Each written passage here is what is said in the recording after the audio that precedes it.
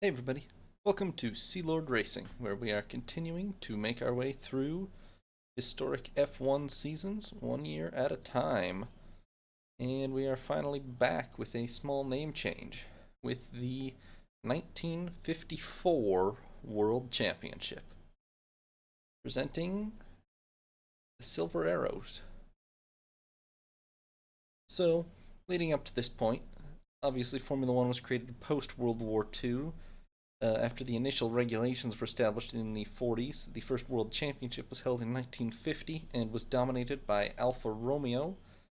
In 1951, Alfa defended its title against Ferrari, but then left the sport, and the championship was held to F2 regulations in 1952 and 53.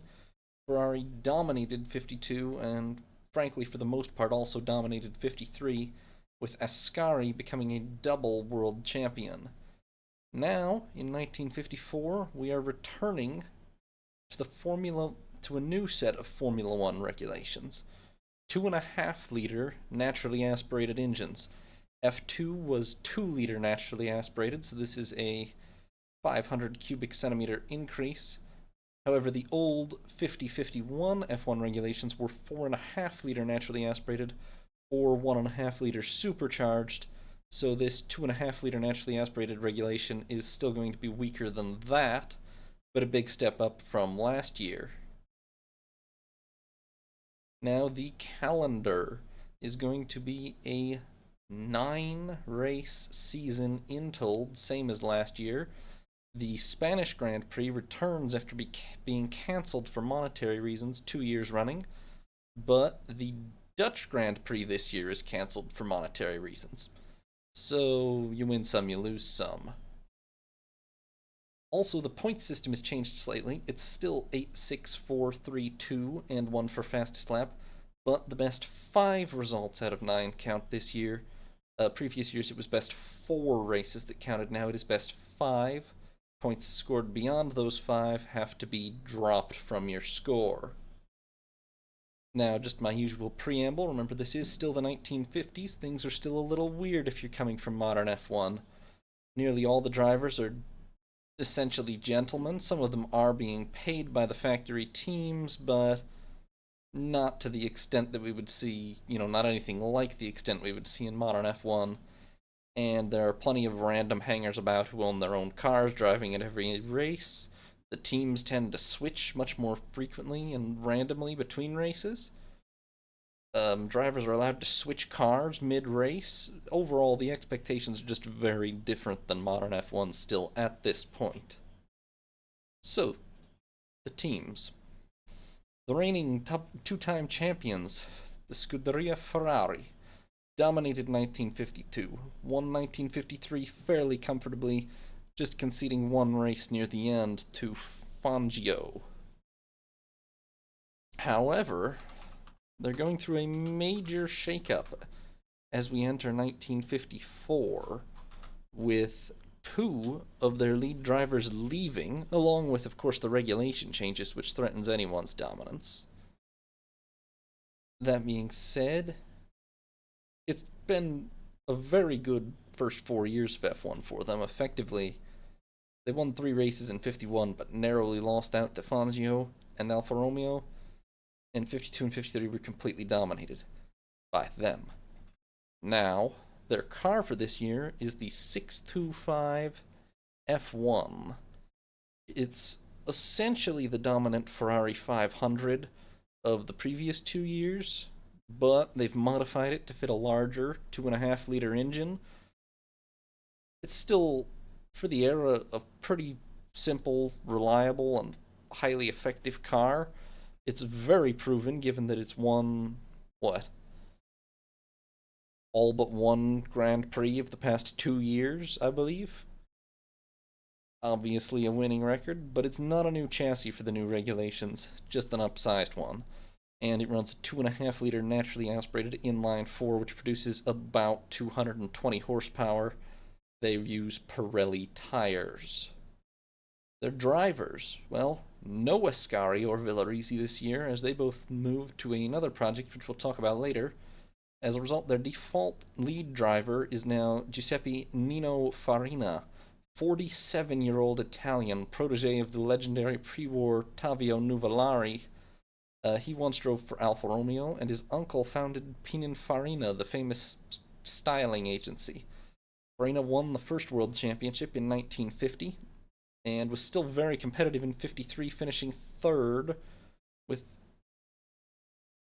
whoops with one win and 26 points, which, well, he was beaten out by Ascari, of course, and also very narrowly by Fangio, but he was the highest placing driver for Ferrari, who's now left on the Ferrari team for 54, and by default will be their leader.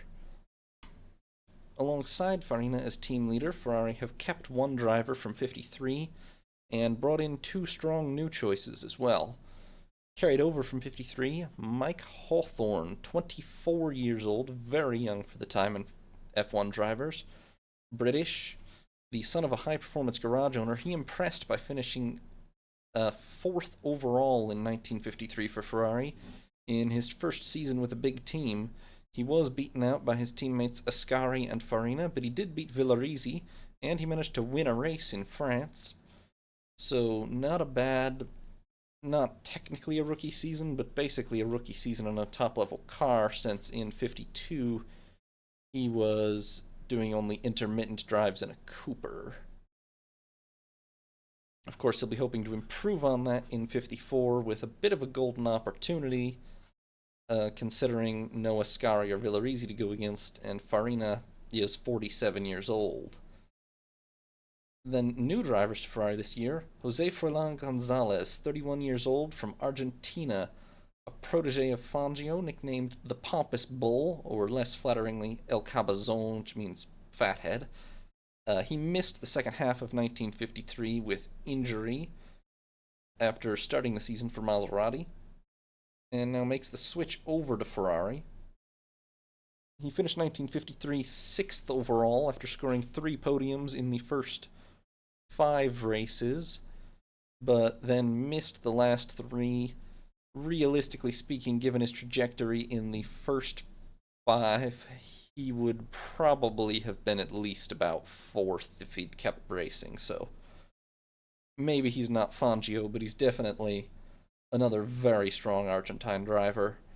And finally, we have Maurice Trintignant, a 36-year-old Frenchman who started racing just before the war in 38. He earned the unfortunate nickname Le Pétulé, or the rat droppings man, due to a incident in the first post-war race in which apparently his car was, well, it had been stored in a barn during the war and had some unfortunate things inside of it. Anyway, he had some very good drives for Gordini in the last couple of years, and that combined with Villarizi and Ascari leaving ends up getting him a Ferrari drive. He was only 12th last year with 4 points, but that actually made him, I think, the highest scoring driver not in a Ferrari or Maserati, so not bad at all in that regard. One of the highest scoring, at least. I won't swear he was highest, but I think he was. Now, Ferrari's main competition last year was Maserati, the top challenger to Alfa Romeo back in the late 40s. They struggled in the early World Championship era. They only picked up 1 point in 1950, 0 in 51. They got 1 podium in 52 when they were just about getting ready to compete again. In 1953, they pushed Ferrari a lot further and claimed second, although they only managed to win the final race of the season at Monza, which was a big slap in the face to Ferrari, to be fair, and collected quite a few podiums along the way. Now, for this year, they do have an all-new car, the Maserati 250F, barely tested ahead of the first round in Argentina, which is in January, to be fair. Bit of a rush job, not necessarily fully done, but probably not as reliable as the Ferrari, but it's been very widely sold to privateers, probably not yet by Argentina, but by the time the European season starts properly in the summer, there will be a lot of these around. It's runs a 2.5-liter naturally aspirated inline six, producing about 240 horsepower, and same as the Ferrari, it runs on Pirelli tires. The 250F is, of course, purpose-built for these regulations, so that's an edge up, but Ferrari's car is much more proven. The problem for Maserati is actually their drivers. Now, on paper, well, coming into the year, one would think, well, last year they had Juan Manuel Fangio and Jose Froilan Gonzalez, and technically at the start of this year they still have Mr. Juan Manuel Fangio, 42-year-old Argentine, former long-distance racer, nicknamed El Chueco, or the Banded One. He won the 1951 World Championship, but in the off-season he signs to leave for Mercedes. Now, Mercedes is not yet ready at the start of 1954, so he will start the season with Maserati, per a special permission. But when he leaves, there will be a gaping hole in the Maserati lineup, and since Gonzalez has already left for Ferrari before the start of the season, it's not quite clear who will step up to fill that vacancy. It would have been Gonzalez, but he's gone too. And so we're left with a collection of relatively young for the time and unproven drivers, mostly, honestly, sports car drivers rather than proven open-wheel single-seater drivers. Onofre Maramon, 30 years old, Argentine, son of a road racer, nicknamed Pinocchio by his friends. The latest rookie in the line of Argentine talent. Last year he did pick up one podium, finishing 11th overall, while driving a good portion of the season for Maserati. Hard to judge decisively off of that, as most of his other races were retirements, which I can't remember off the top of my head for sure if any of them were his fault, but frankly, they usually aren't at this time. Reliability, of course, still abysmal. So he could be the man, but he's definitely unproven at best. Sergio Mantovani, 24-years old Italian, an inexperienced young gentleman driver. He is determined to take this seriously by all accounts, though. He had one drive at the end of 1953, but is only really signed after Fangio and Gonzalez leave. Luigi Musso, a 29-year-old Italian, a very stylish gentleman, all-round sportsman and racer. He raced sports cars for Maserati last year and had one F1 outing at the final race of the year in Monza, which he finished 7th in. By all-round racer, I mean that he did also engage apparently in fencing, horse riding, shooting, all the aristocratic activities you would expect from a young gentleman, before finally settling on racing as his real passion. Now, we do have a third team this year of note.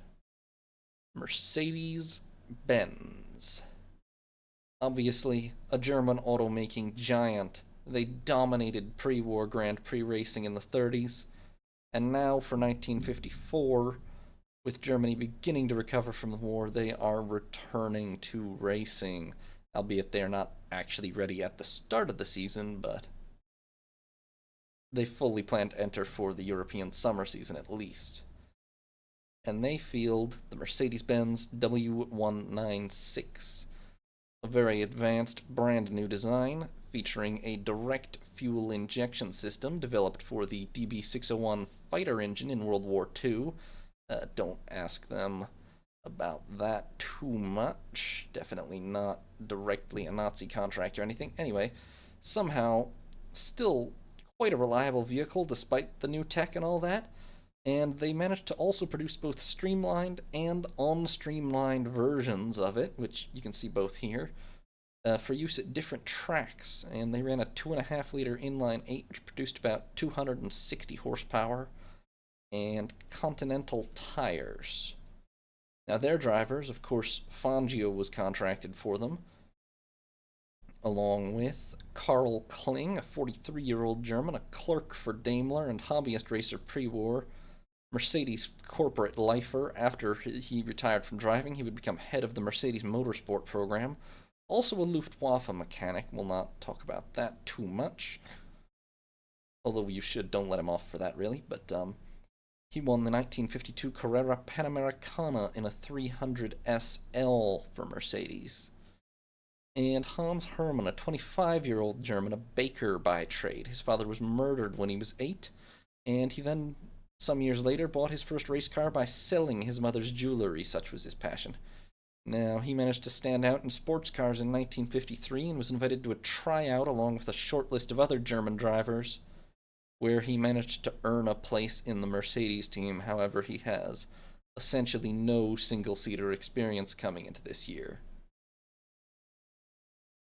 Aside from those three, we still have little Gordini hanging around, a small French sports car manufacturer founded after the war, an independent with limited funds, but the only serious French entrant.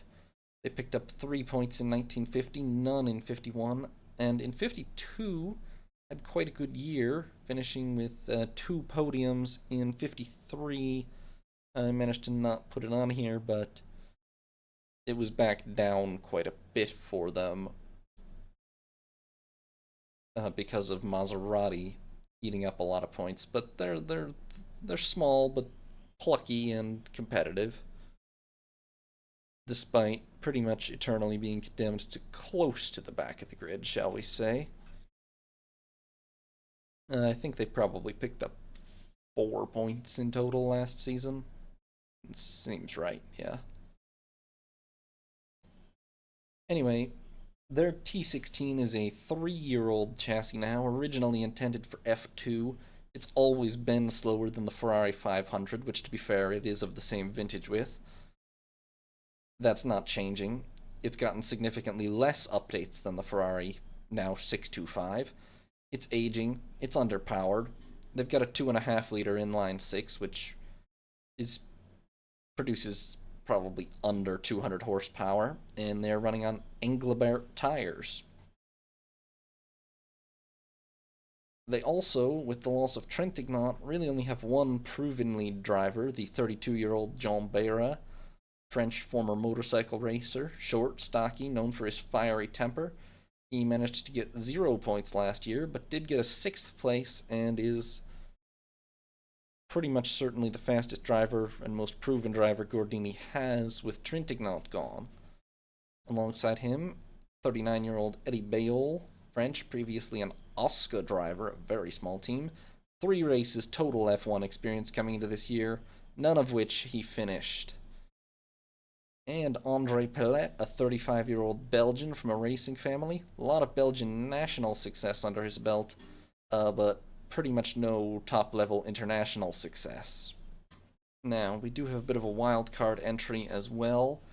Lancia, an innovative Italian sports car maker, small, but they've made a big gamble for this year. They've managed to sign Ascari and Villarizi away from Ferrari, and they have designed a very advanced car. They are pretty much all in on this. It's not actually exaggerating at all to say they're pretty much risking the independence or existence of their company on this. Unfortunately, their car is not at all ready for the start of their season, but it's an extremely innovative design. The Lancia D50 uses the engine as a stressed member of its chassis and is the first F1 car to do that, as far as I can tell. It has pannier fuel cells as well. That's what the sides of the car, the things on the side of the car, those are the fuel cells. Is that safe, you ask? No is the answer. Very much no. However, due to all these innovations, it does have certain reliability issues and is, well, not ready at all for the start of the season. Even when it is, they will definitely be still hammering some things out. It's got a 2.5-liter V8, which is producing about 250 horsepower, and like all the Italian manufacturers, they run Pirelli tires. This is still a very national era. The tires are strictly divided by country of origin. Pirelli for all the Italians, Engelbert for the French, or, yeah, pretty much Engelbert for the French, and Continental for the Germans, and all of the paint colors, the liveries are all, as you can tell, national based as well. Red for the Italians, silver for the Germans, blue for the French, and green for the British. But anyway, Lancia's two drivers are Alberto Ascari and Luigi Villorisi. The 35-year-old Ascari is the reigning, defending two-time world champion, the first two-time world champion, son of a racer who died in the 1920s. He started off in motorcycles himself, and he's now a business partner of Villorisi as well. He's obviously gambling big switching to Lancia over Ferrari. After winning his last two titles with Ferrari, including last year, 5 out of 8 races total, won for Ferrari last year. 8 discounting the Indy 500, that is, but it's a huge gamble for Ascari to leave for Lancia. A huge driver move, obviously. Lancia literally have not produced an F1 car yet. He knows pretty much from the time he signs, surely, that he's going to be sitting out at least part of this season. But he does it anyway, and he brings with him his business partner and friend Villorisi, 44-year-old Italian, former Maserati driver, then Ferrari driver. His brother died testing the Alfetta in years past, and, well, he chooses to join Ascari in the big gamble, leaving for Lancia. He finished 5th last year, 3 podiums, not anywhere near as high in the standings as Ascari.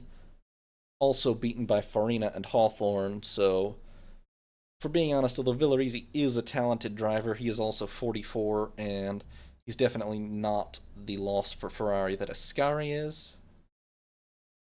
But he's still realistically a loss. He probably is better than Trintignant, it's hard to say for sure. Aside from these factory drivers, there are quite a few independents running around still. Among them, Roberto Mieres, 29-year-old Argentine, sports car champion back in Argentina. He drove for Gordini a few times last year. This year, he's bought a privateer Maserati. He also happens to be an Olympic-level sailor. Sterling Moss, 24-year-old Brit. His mother, father, and sister are all amateur racers. He used his winnings from horse riding competitions to buy a Cooper back in 1948, and has established himself as a very promising young driver in the British and to some extent the international, mostly the F2 scene.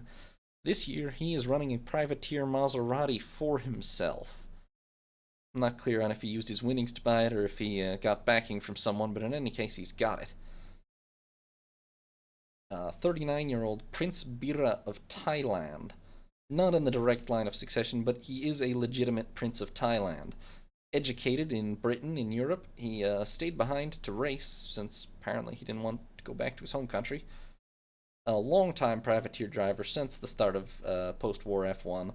He's had some fair success for a privateer. He's running a Maserati as well this year. Like Mieres, he is also an Olympic-level sailor. They actually race against each other at the 1960 Rome Olympics. Mieres wins. Although it's not a head-to-head, it's just part of a general race, to be clear. 32-year-old American Harry Schell, son of a driver-heiress duo who did rally racing together pre-war. He joined the Finnish Air Force during the Winter War, and then the U.S. Tank Corps when the U.S. entered World War II. Now a Maserati privateer after being another of those to jump ship from Gordini. Maserati is the car of choice for privateers this year, without a doubt. And Schell is a real badass, incidentally. Brave man. Others, Umberto Maglioli, 25 years old, Italian, winner of the 1953 Targa Floria, which many of these sports car races were extremely prestigious at the time. He has joined Ferrari as of the end of 53, mostly for sports car driving, but he will get drafted into F1 a couple of times this year due to various events. And Robert Manzone, 36-year-old Frenchman, former mechanic, longtime Gordini driver. Another of those to jump ship from Gordini, he's joining Louis Rosier's team of privateer Ferraris. Rosier is also still driving this year, but not a major player, really. So the year begins with the Argentine Grand Prix on January 17th. Now, the Autodromo 17 de Octubre, now Oscar y Juan Galvez, many years later, was renamed.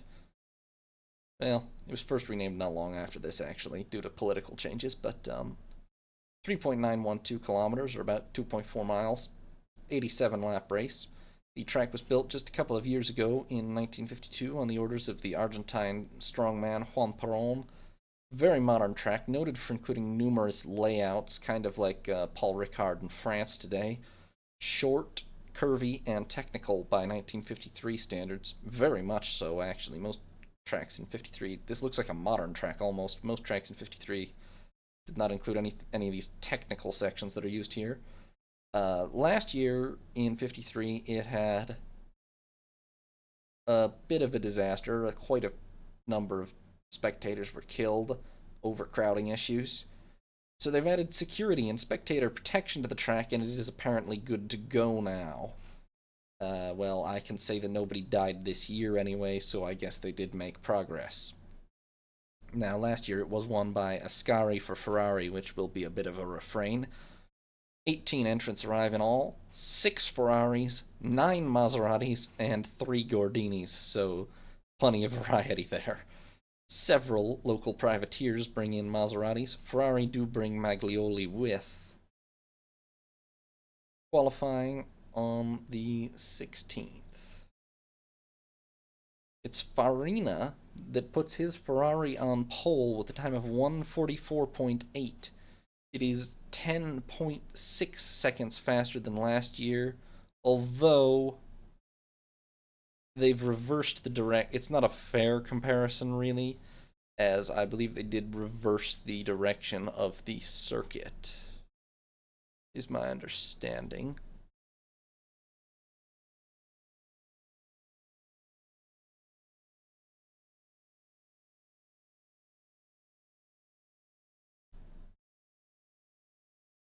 Yes, sorry, they did modify the circuit somewhat, so it's not a really fair comparison. But anyway, Farina took pole by a tenth from Gonzalez in the second Ferrari.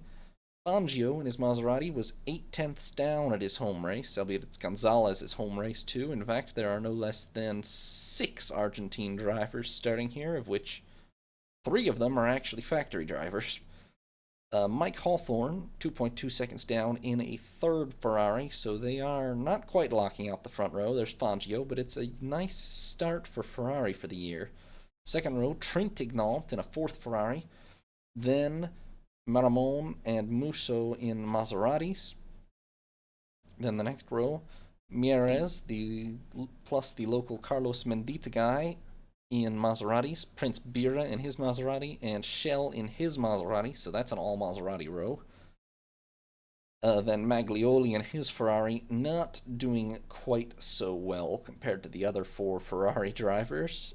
Then Count or Baron, never remember. Baron de Graffenried, my apologies, in his Maserati, and Louis Rosier in his Privateer. Oh, that should be a Ferrari, actually, my bad. Anyway, the Gordinis of Elie Bayol, Roger Lawyer, and John Beira are condemned to the back row, albeit they do beat the local Jorge de Pont in his Maserati Privateer. The race itself gets underway with ominous thunderclouds overhead.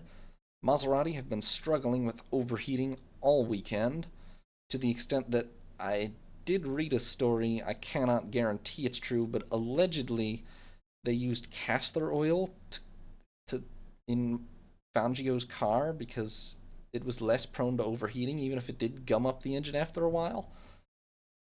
Maybe not true, but I read it anyway when I was researching this. Musso and Menditka are unable to even start because they have run out of spare engines by the start of the race after practice. As the race actually gets underway, Farina holds the lead from Gonzalez and Fangio. Within a lap, Rosier crashes out, but it's an excellent start for the Ferraris, with Fangio the only one holding his own with them. After 15 laps, Gonzalez manages to take the lead from Farina. Hawthorne is past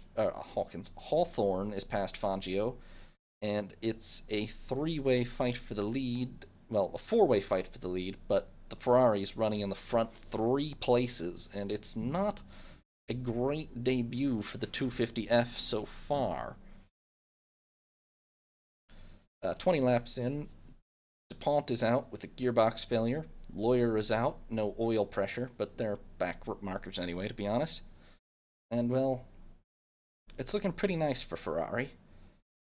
But then, after about 30 laps, those ominous thunderclouds open up and it begins to rain torrentially.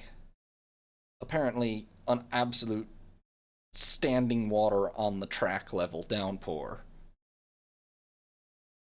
Now, Gonzalez and Farina immediately make the seemingly sensible choice to go for wet tires, and Hawthorne goes into the lead.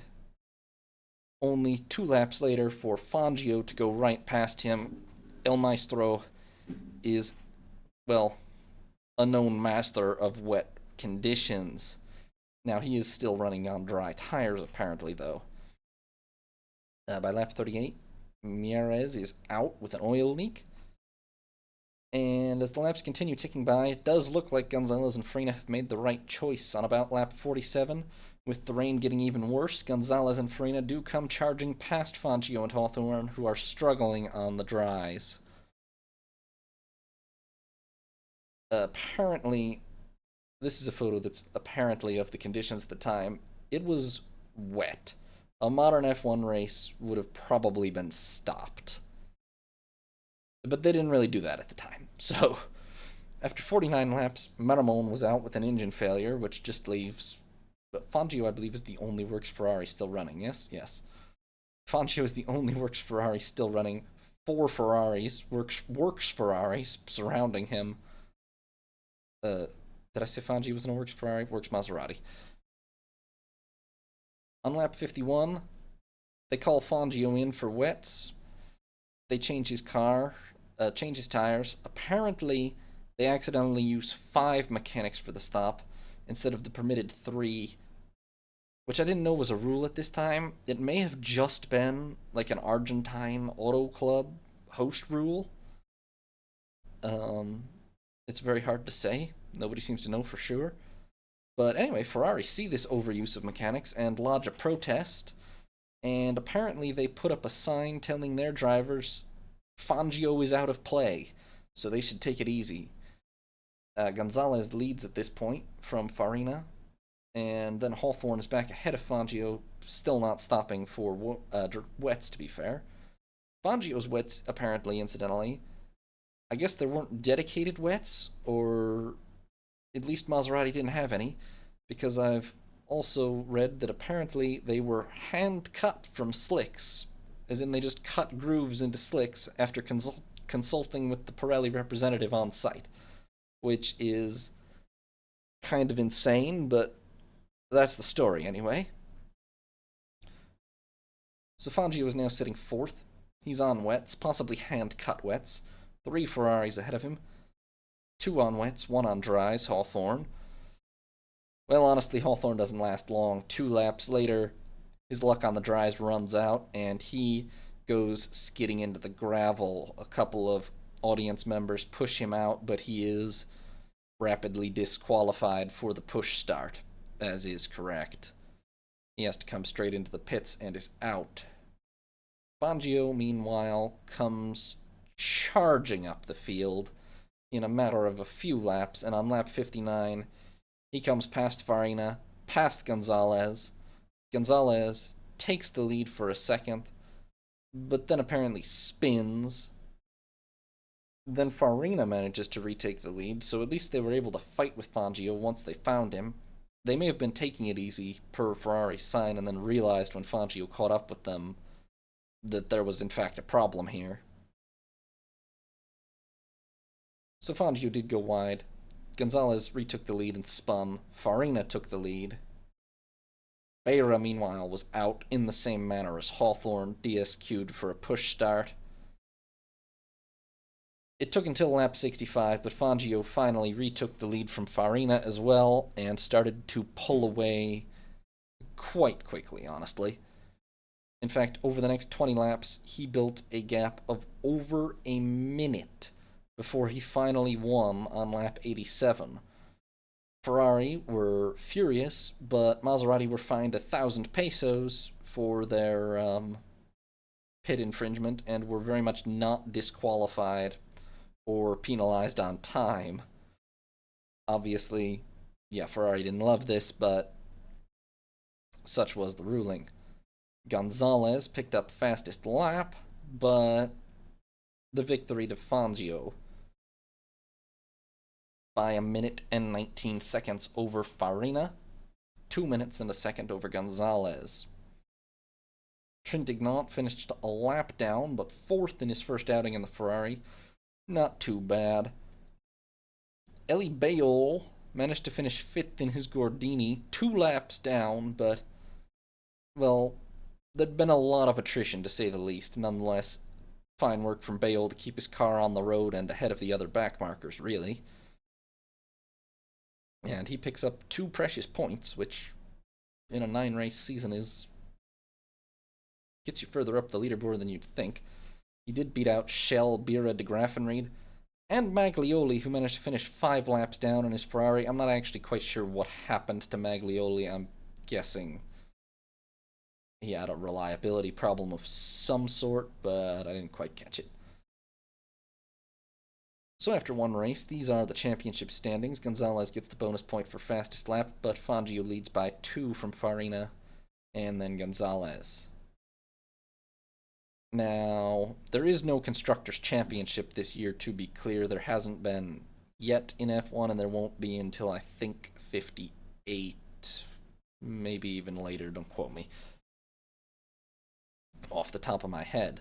But I will be keeping track once again of an unofficial Constructors' Championship using the rules from what would later be the first Constructors' Championship, which is essentially the same points system as the Drivers' Championship.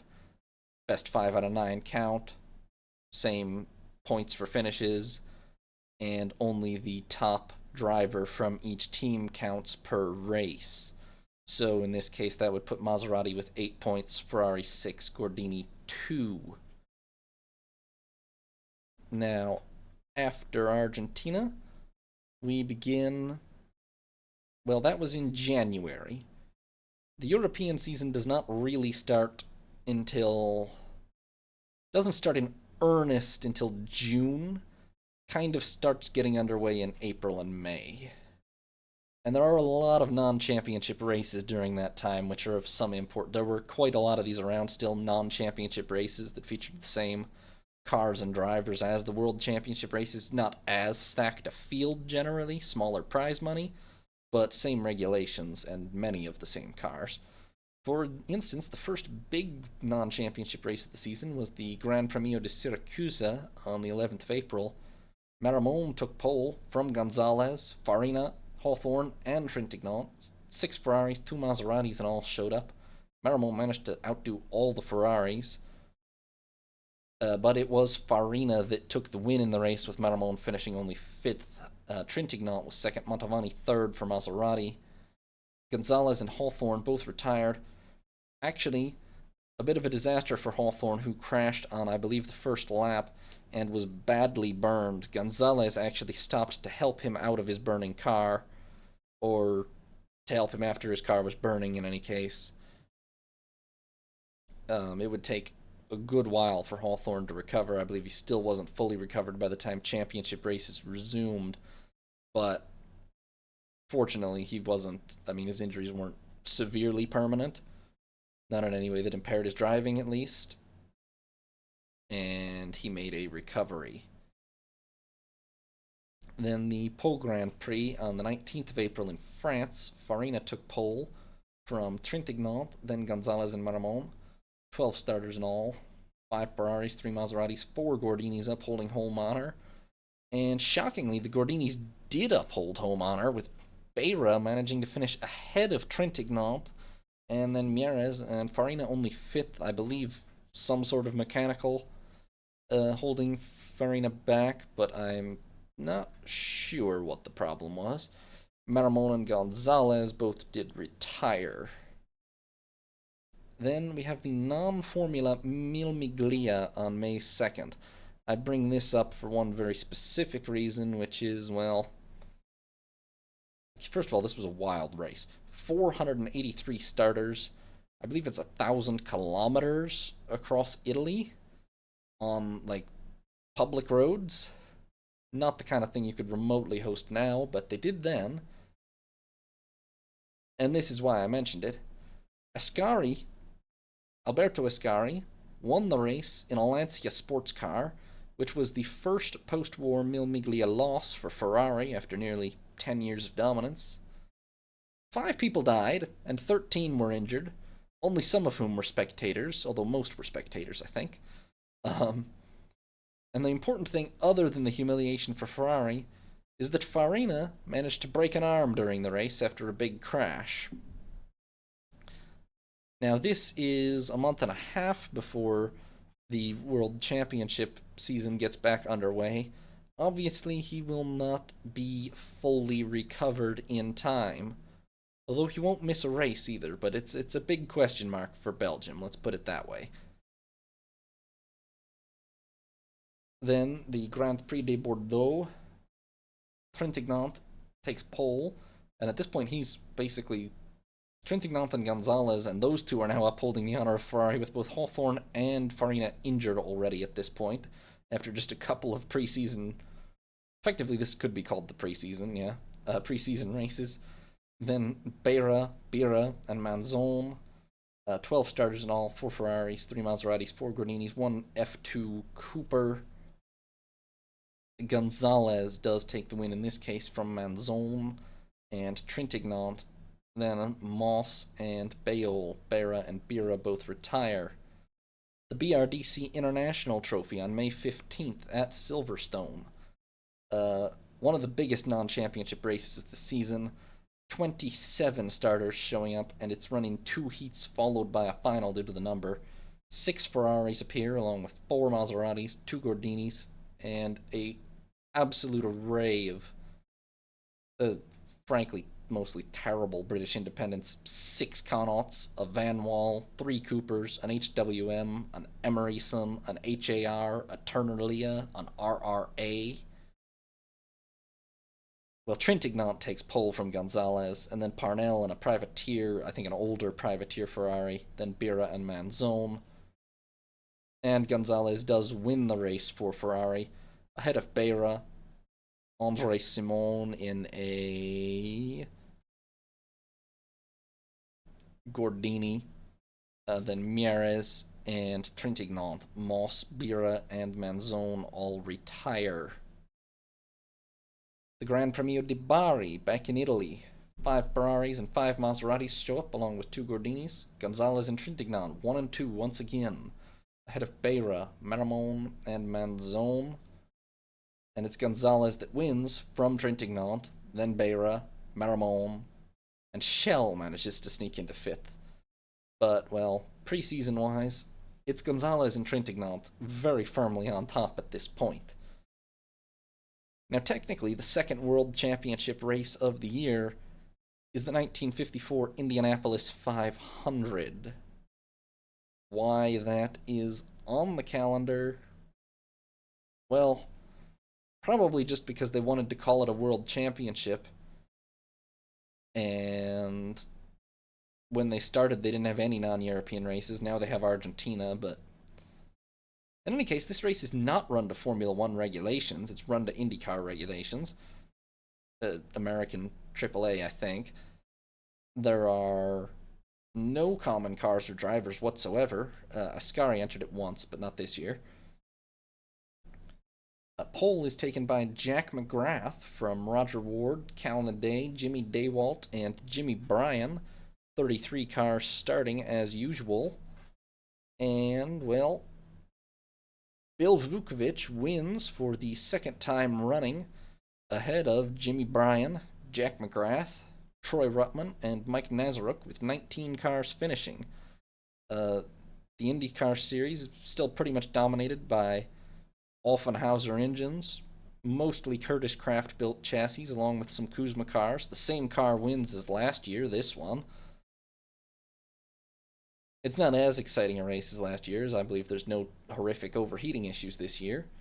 But that's the Indy 500. Technically, Bill Vukovic is now tied for the lead of the F1 World Championship, although he will not be participating in any other races this year, but he will be appearing in the standings, so good for him. Good for him for winning the Indy 500 twice in a row as well. Now, a couple of more preseason races after that. The Gran Premio di Roma on June 6th, held in a park in the middle of Rome, apparently.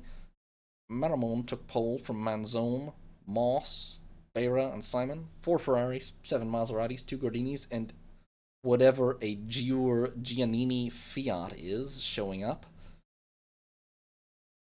Maramon took the win for Maserati ahead of Shell, Montavani, and then Simon Beira sharing a Gordini, and Rosier in his privateer Ferrari after Manzone and Beira both retired. And now that finally brings us on to the start of the World Championship season proper. Of course, 2 races are down, but the Argentine Grand Prix is very much a prologue, being held in January, 5 months before any other race. The Indy 500 is not run to F1 regulations. So for most intents and purposes, the year really begins as the European summer season gets fully underway in June. And in this case, it's getting underway with the Belgian Grand Prix at Spa-Francorchamps on the 20th of June.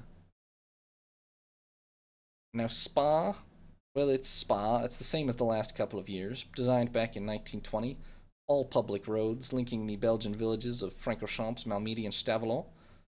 Minimal changes made to the public roads, mostly to increase speed and flow for racing. Probably the fastest and most dangerous track in Europe. Almost all of it is pretty much flat at this point. The Masta kink on the back straight there is particularly notorious, as I understand you do have to lift for it, but the less you lift, the faster you go, so you're... But if you don't lift enough, you pretty much just die, so... It's not what you'd call a safety-minded track. It has been on the schedule every year so far. Ascari won it for Ferrari last year. 36 laps, 14.12 kilometers. This is a 8 3/4 mile track. Now, Mercedes were hoping to be ready for the start of the summer season. They are not ready for Belgium. Farina is back. His arm is literally still in a cast, but he's driving anyway. Hawthorne, his burns are not healed. He is also driving anyway. No one is missing this race if they can help it. Total of 4 Works Ferraris and 3 Maseratis arrive as part of 14 entrants. 5 Ferraris, 6 Maseratis, 3 Gordinis. Yeah, the variety is not staggering, but on the other hand, the fight is pretty good. Fangio puts it on pole this time in his Maserati by a second and a half from Gonzalez. 422.1, which is an honest 7.9 seconds faster than last year. No track changes here. It really is just 7.9 seconds faster. Obviously, the larger engines will do that. Then Farina, 3.9 seconds back, completes the front row in his Ferrari. Arm in a cast. So, not his worst performance. Second row, Maramon in the Maserati, Hawthorne in a third Ferrari.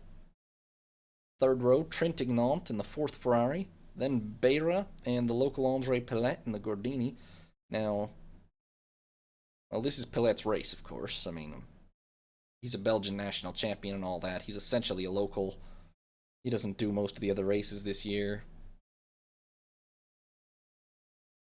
This is what he knows.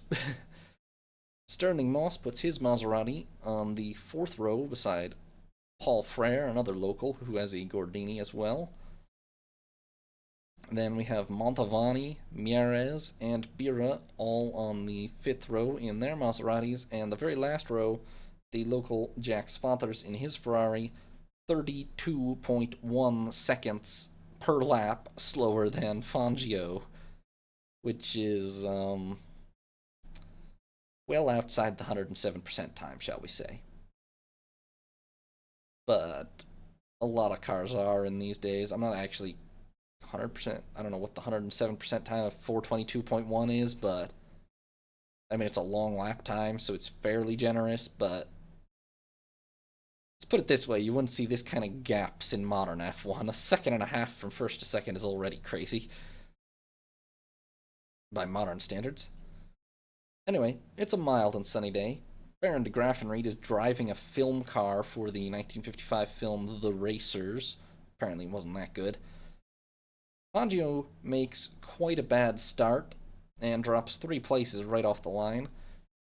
Roberto Mieres makes a worse start. His car catches fire, but he jumps from it while it's still moving and is alright, so that's good for him. By the second lap, Gonzalez is already out with a blown engine. Same for Svathers, so that's a good sign for Ferrari. And on lap 3, Fangio powers past Hawthorne and Farina and is back in the lead. But on lap 4, Maramon is out with engine failure, so, well, honestly, all straights and all that, this track weeds out the engines that have little minute problems very quickly. And after that, it does settle down quite a bit. For the next 5 laps, nobody retires. Fangio laps at the front until on lap 10 he has to come in due to a broken visor strap. Has to get that repaired, or probably just replaced. And Farina goes into the lead. Meanwhile, well, it doesn't last long. Apparently it doesn't take long to replace that visor strap, or maybe just the whole helmet. 3 laps later, Fangio retakes the lead. Meanwhile, Beira is out from a points position with a broken suspension, which promotes Moss into a points position. And then on lap 15, the tension that's still left in the race pretty much ends because Farina has an ignition failure and he is out. As is Frere with engine failure, if anyone cares about that. And Hawthorne has not been keeping pace with Fangio and Farina. Still burned, to be fair, but remember also Farina has had his arm in a cast still this whole race, so that's... did very well to keep up with Fangio as much as he did. With Farina out, Fangio was already leading, but he finds himself now with a huge, very safe lead over Hawthorne. And it only gets better a couple laps later. On lap 18, Hawthorne is called in with his car slowing, and he turns out to be barely conscious when he comes into the pits. They have to lift him out of the car, but Gonzalez hops in anyway and keeps driving. I guess they just figured it was the burns catching up with him. 1 lap later, Gonzalez pits, having discovered that the exhaust is leaking into the cockpit and he's breathing toxic fumes. Ferrari make repairs to that, and he immediately sets off again, but he's lost 2 places. And Fangio's lead is just absolutely gargantuan after that. Trintignant is sitting second, but it's not even close. Nor does it ever get close. Frankly, from there, Fangio cruises to a very comfortable win with fastest lap. Slightly rough start, but he was back in the lead pretty quick. Had his little share of bad luck with the broken visor strap, but got back into the lead pretty soon. And, well, 2 full-on retirements for Ferrari, plus a major problem for the Hawthorne-Gonzalez car. And it's a very clean win for Fangio. Trintignant comes home second as the only reliable Ferrari. Sterling Moss manages to come third in his privateer Maserati, which I suspect is the moment the F1 grid woke up and took a look at him. Gonzalez was 4th in his Ferrari, and would you look at that, the local Pellet manages to hold on to 5th in his Gordini, ahead of Bira and Manzone or Mantovani? Mantovani in his Maserati. So it's only a 24-second margin to Trintignant, strictly speaking, although Fangio was very much cruising for the entire back half of the race. Moss finishes a lap down in his Maserati. Then Hawthorne and Gonzalez in the shared Ferrari, also a lap down, along with Pellet in his Gordini. Bira was also a lap down. Mantovani was 2 laps down.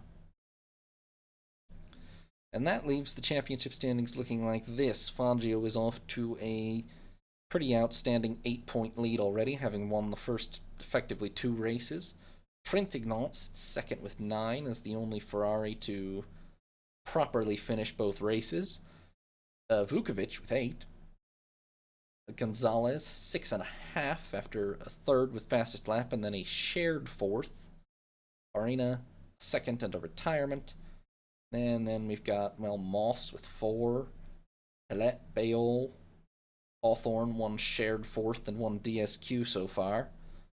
Maserati also, of course, take the win with fastest lap ahead of Ferrari picking up a second, so it's 17-12 in the points there, with Gordini at 4, and just hoping they can overhaul Curtis, Kraft, and Kuzma from the Indy 500.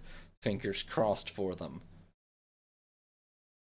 Now, there's a lot less non-championship races at this point. We're getting into the heart of the World Championship summer season, and so that brings us immediately to the French Grand Prix at Reims-Gu on July 4th.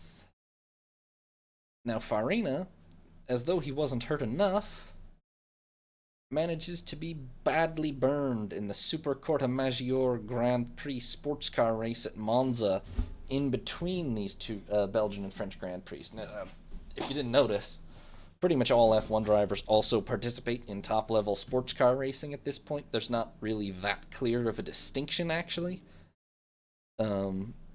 And so, yeah, that happens to Farina. I'm underselling it a bit. It's very bad. He's in the hospital for 20 days. He recovers, at least to some extent, although he is, 47, did I say? I think. 44, at least. He is out for the season at a minimum. So that's the end of Farina's participation for the year. He will not be winning the title, and that leaves Gonzalez and Hawthorne and Trintignant to take the fight to Fangio. Now, Reims-Gu, 8.302 kilometers, or a little over 5 miles, 61-lap race. First used in 1926, it's a triangle of fast public roads, changed to add width and speed, similar to Spa, basically the same concept. Not quite as long or as dangerous, but you can't have everything. They have made the Tilloy corner wider and faster since 53. You can see the outline of what it used to look like and what it looks like now. Basically, they've turned it from a hairpin into more of an actual corner. This track was on the calendar last year, but slightly modified. It was won by Hawthorne last year for Ferrari. Now, the big news at the French Grand Prix, other than Farina being out for the season, is the arrival of Mercedes-Benz, who make their debut. Also, later that same day, Germany beat Hungary 3-2 in the World Cup final, so it is a double whammy for Germany today. Now, for the sake of Italian pride, with Maserati having... Alright, back up slightly. With Farina out, there are no Italian drivers at either Ferrari or Maserati starting. And so Lancia Lend, Ascari, and Villarizi to Maserati, or at least no top-level drivers. I think Mantovani, but Lancia Lend, Ascari, and Villarizi to Maserati for the sake of that Italian pride. Show the flag and all that. So that's a big upgrade for Maserati's driver lineup, to be clear. Just as they needed it, too. Because, alright, there's a big shuffle here, obviously. Mercedes make their debut. Fangio won the last 2 races for Maserati. Fangio is no longer at Maserati. He is switching mid-season to Mercedes. He was basically on loan from Mercedes for the first 2 races. That was one of his conditions for coming over, is that he could drive elsewhere until Mercedes were ready, because he wants the World Championship, of course. And missing out on any number of races, chances to score points, was not on the books for him, not in the cards for him. But, just as Maserati lose Fangio, they gain the double defending world champion Ascari, at least for this race, so they can still have a fight at it, and Villarizi. So that's a lot of news. All that said, 21 cars show up. 5 Ferraris, 8 Maseratis, 3 Mercedes, 4 Gordinis, their home race, and 1 British HWM, just for a bit of a laugh, you know? A lark on the continent, as it were. Qualifying July 3rd, also second. Qualifying, I didn't really ever mention, but qualifying is synonymous with practice at this time, so it's really like pretty much just 2 full days of open track, and whoever sets the fastest time, or your fastest time over those 2 days, is your qualifying time. Fangio takes pole. 229.4, 11.8 seconds faster than last year. Not directly comparable because of the slight change they made to that corner. But, you know, I mean, if that was worth, even generously, if that was worth like 4 or 5 seconds, he's definitely still faster than anything from last year. Ahead of Kling, just a second down, and then Ascari, 1.1 seconds down. Now, I should note, Mercedes brought the Streamliner here, not the open wheeler, which surely made them look all the more alien and terrifying as they showed up. This car, of course, looked wildly different than any other F1 car at the time, with its extremely aerodynamic body. Literally not an open wheel car. The wheels were 100% shielded under the bodywork. And it was fast, as you can see here. Fangio on pole, Kling beside him, Ascari in the Maserati that won the last 2 races, 1.1 seconds down on Fangio, and well, that's at least close enough to give him a fight, so it's not as though the season's suddenly over just because Mercedes have showed up. Second row, Gonzalez in the Ferrari. Gonzalez pretty much certainly the lead Ferrari driver at this point. Then Maramon in his Maserati. Next row, Bira in his Maserati. Herman in the third Mercedes, a little off the pace of the other two. Hawthorne in his Ferrari. Probably still a little bit burned. He is recovering fast at this point, but nonetheless substantially outqualified by Gonzalez. 5-second gap there. Then Trintignant in the last Ferrari, Works Ferrari. Roy Salvadori in Maserati. Then Mieres in Maserati, Manzone and Rosier in their privateer Ferraris. Technically, they're a French privateer team together, but privateer, both driving Ferraris instead of Gordinis, which is the right call for speed, of course. But Villarizi only puts his Maserati way back on, what is this, the 6th row? Yeah, not a great qualify. I mean, he's 12.2 seconds slower than Ascari in what should, by all accounts, be pretty much the same car. I mean, maybe they took a little more attention to Ascari's. In fairness, it drops off a lot harder behind Villarizi, as Lance Macklin in the HWM is almost 10 seconds slower than Villarizi. Then Ken Wharton in his Maserati, and for some reason, although it is their home race, Gordini don't even manage to show up for practice. So Beira, Jacques Palais, Paul Frere, and Georges Berger will all start just at the back with no valid times, but they're allowed to start anyway. As does Harry Schell in his Maserati.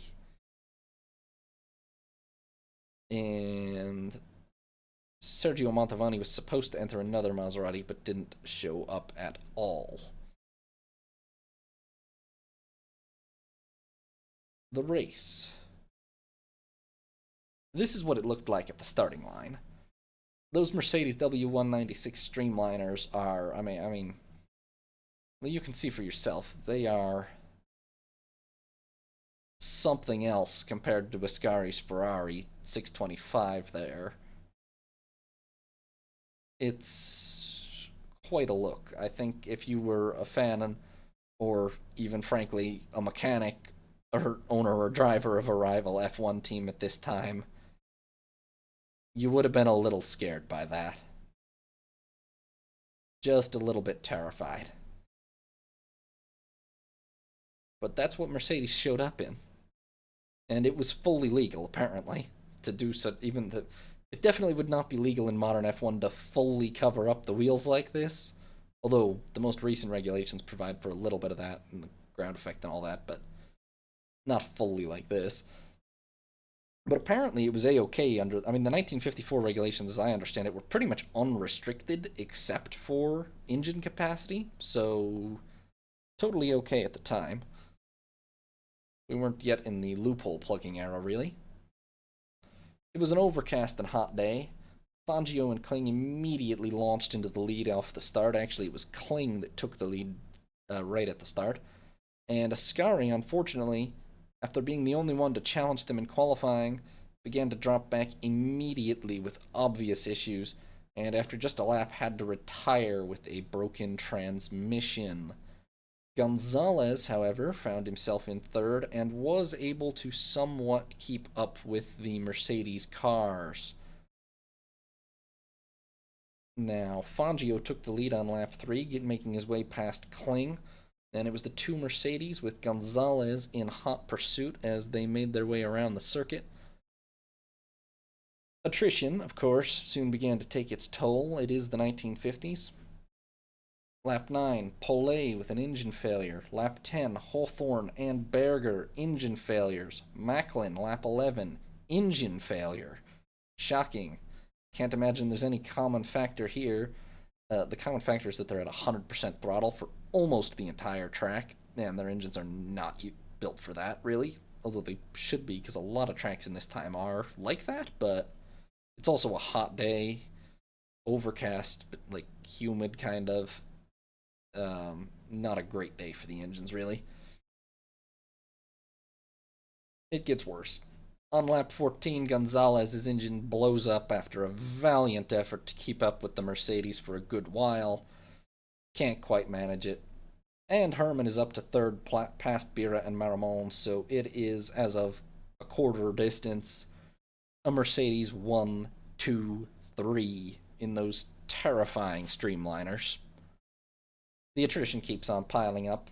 By lap 17, Salvadori is out with a half shaft failure, and, blessedly for all the other teams, Hans Hermann retires with an engine failure of his own, which proves that Mercedes is not bulletproof. Nor is it some sort of magical German engineering god car. Cars keep on going out. Shell with a fuel pump, Wharton with transmission failure, Mieres with engine failure, Maramon with gearbox failure, Rosier with engine failure. Kling manages to retake the lead from Fangio about lap 28, and at this point it is Prince Bira running in third in his Maserati, with Trintignant in the last works Ferrari standing at this point, just behind, and then Manzone in the privateer Ferrari. And after his poor qualifying performance, Villarizi is somehow up to 6th, which isn't even that bad. By lap 34, Fangio is back into the lead from Kling. And then on lap 38, Kling is back into the lead again. He and Fangio are just battling very closely. They're way out ahead of everyone else, of course, but they are kind of going back and forth between each other, slipstreaming down this mostly straight-based circuit. Trintignant goes out with an engine failure, and that's the end for the works Ferraris for the day. And it begins to rain a bit, not torrentially like in Argentina, more of a standard shower, let's say.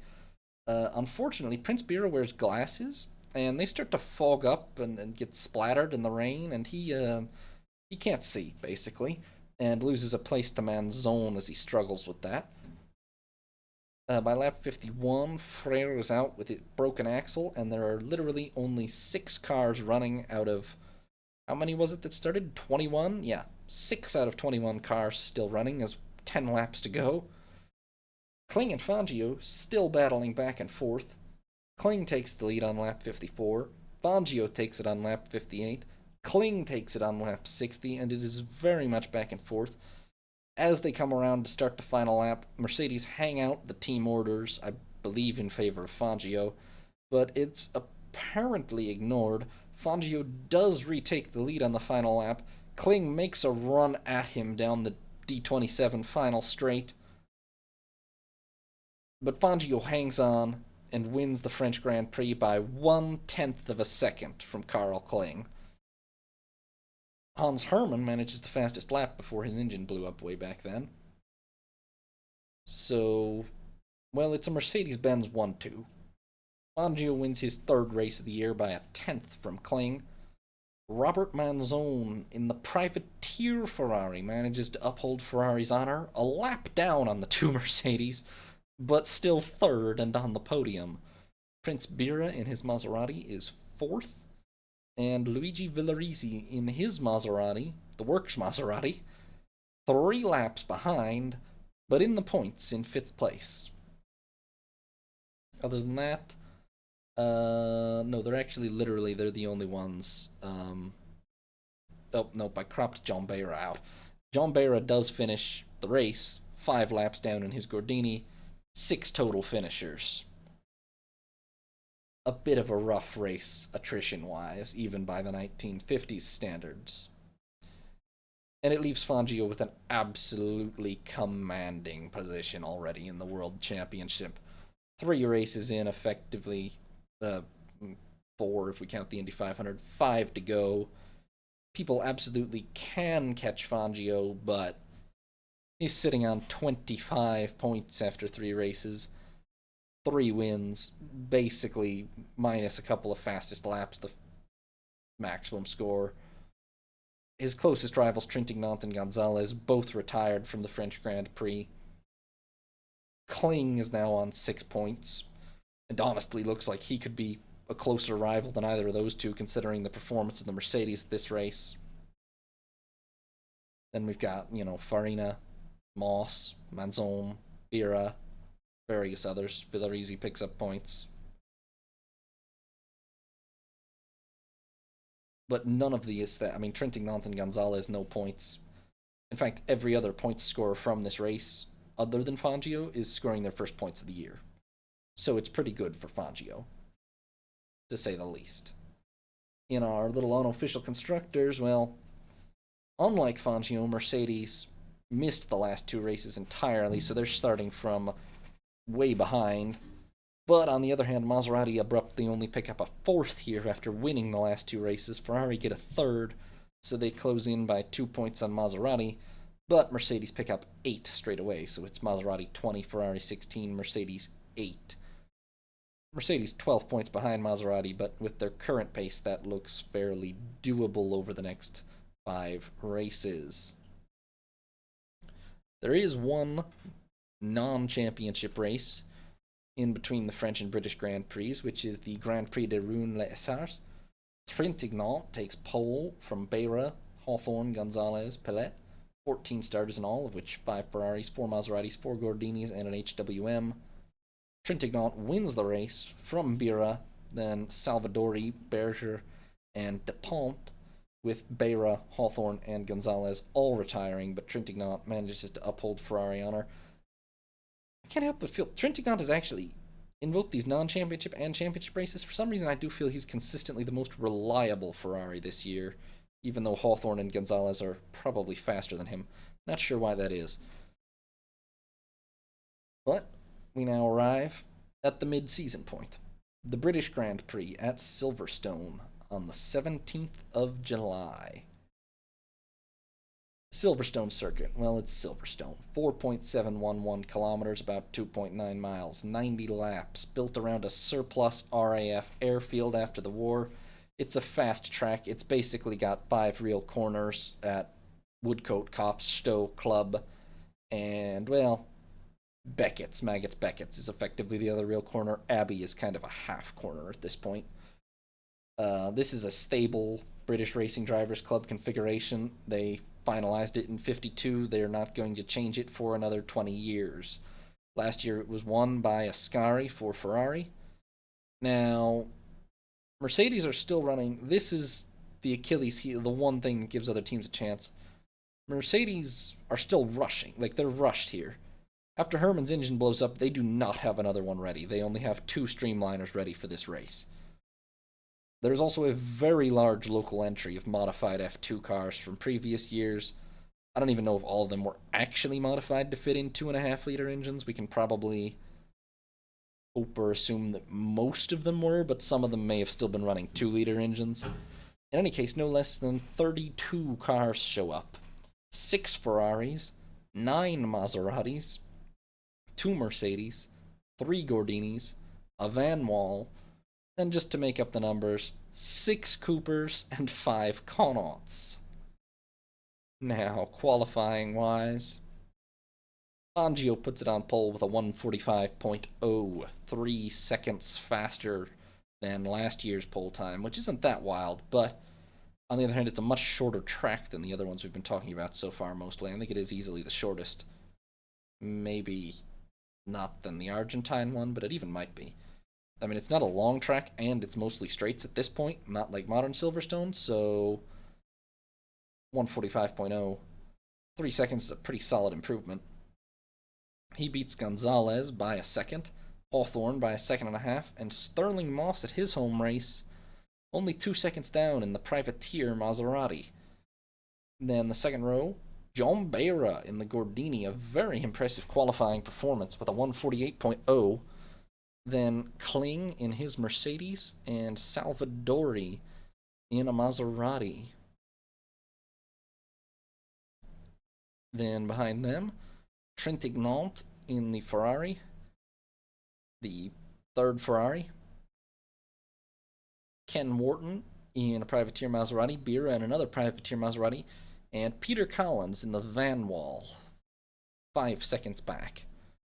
And, well, we get further back from there. The next row, Pillet and Clemar Bucci in Gordinis, Reg Parnell in a Ferrari, Robert Manzone, Shell in Ferrari and Maserati, respectively. Then we really get into the local entries with Don Bowman in a Connaught and Bob Gerard in a Cooper. Then next row, Bill Whitehouse in a Connaught, Horace Gold in a Cooper, John Riceley Pritchard in a Connaught. Next row, Leslie Marr in a Connaught, Leslie Thorne in a Connaught, Peter Whitehead in a Cooper, Eric Brandon in a Cooper, and then we got Alan Brown in a Cooper. Luigi Villarizi somehow qualified 17 seconds down in the Works Maserati. I don't know how he achieved that. I think that the Maseratis showed up, like, late and didn't really get to set qualifying and practice times because Ascari, spoilers, but Ascari set no time at all in qualifying, so I think they didn't have time for a proper practice run. Then Maramone in another Maserati, also way far down. And then last row, Rodney Nucky in a Cooper, Ascari, Rosier, and Mieres all setting no practice times. Ascari and Villarizi obviously still loaned to Maserati, if I didn't mention that. And that makes 32 cars. Now, at the start, it's cold. Rain is impending, but it's dry for the moment. Well, those of you who watch F1 know how the British weather can be in British Grand Prix. Silverstone's weather hasn't changed much in the last 70 years. Gonzalez actually leads away, and although the margin in qualifying maybe wasn't as big as Mercedes would have been hoped, it wasn't as obvious in qualifying what does quickly become obvious with a heavy fuel load in the race. The Slipstream Mercedes, it doesn't turn well, as it turns out. It can handle slow corners pretty well, actually, and it can handle straights very well.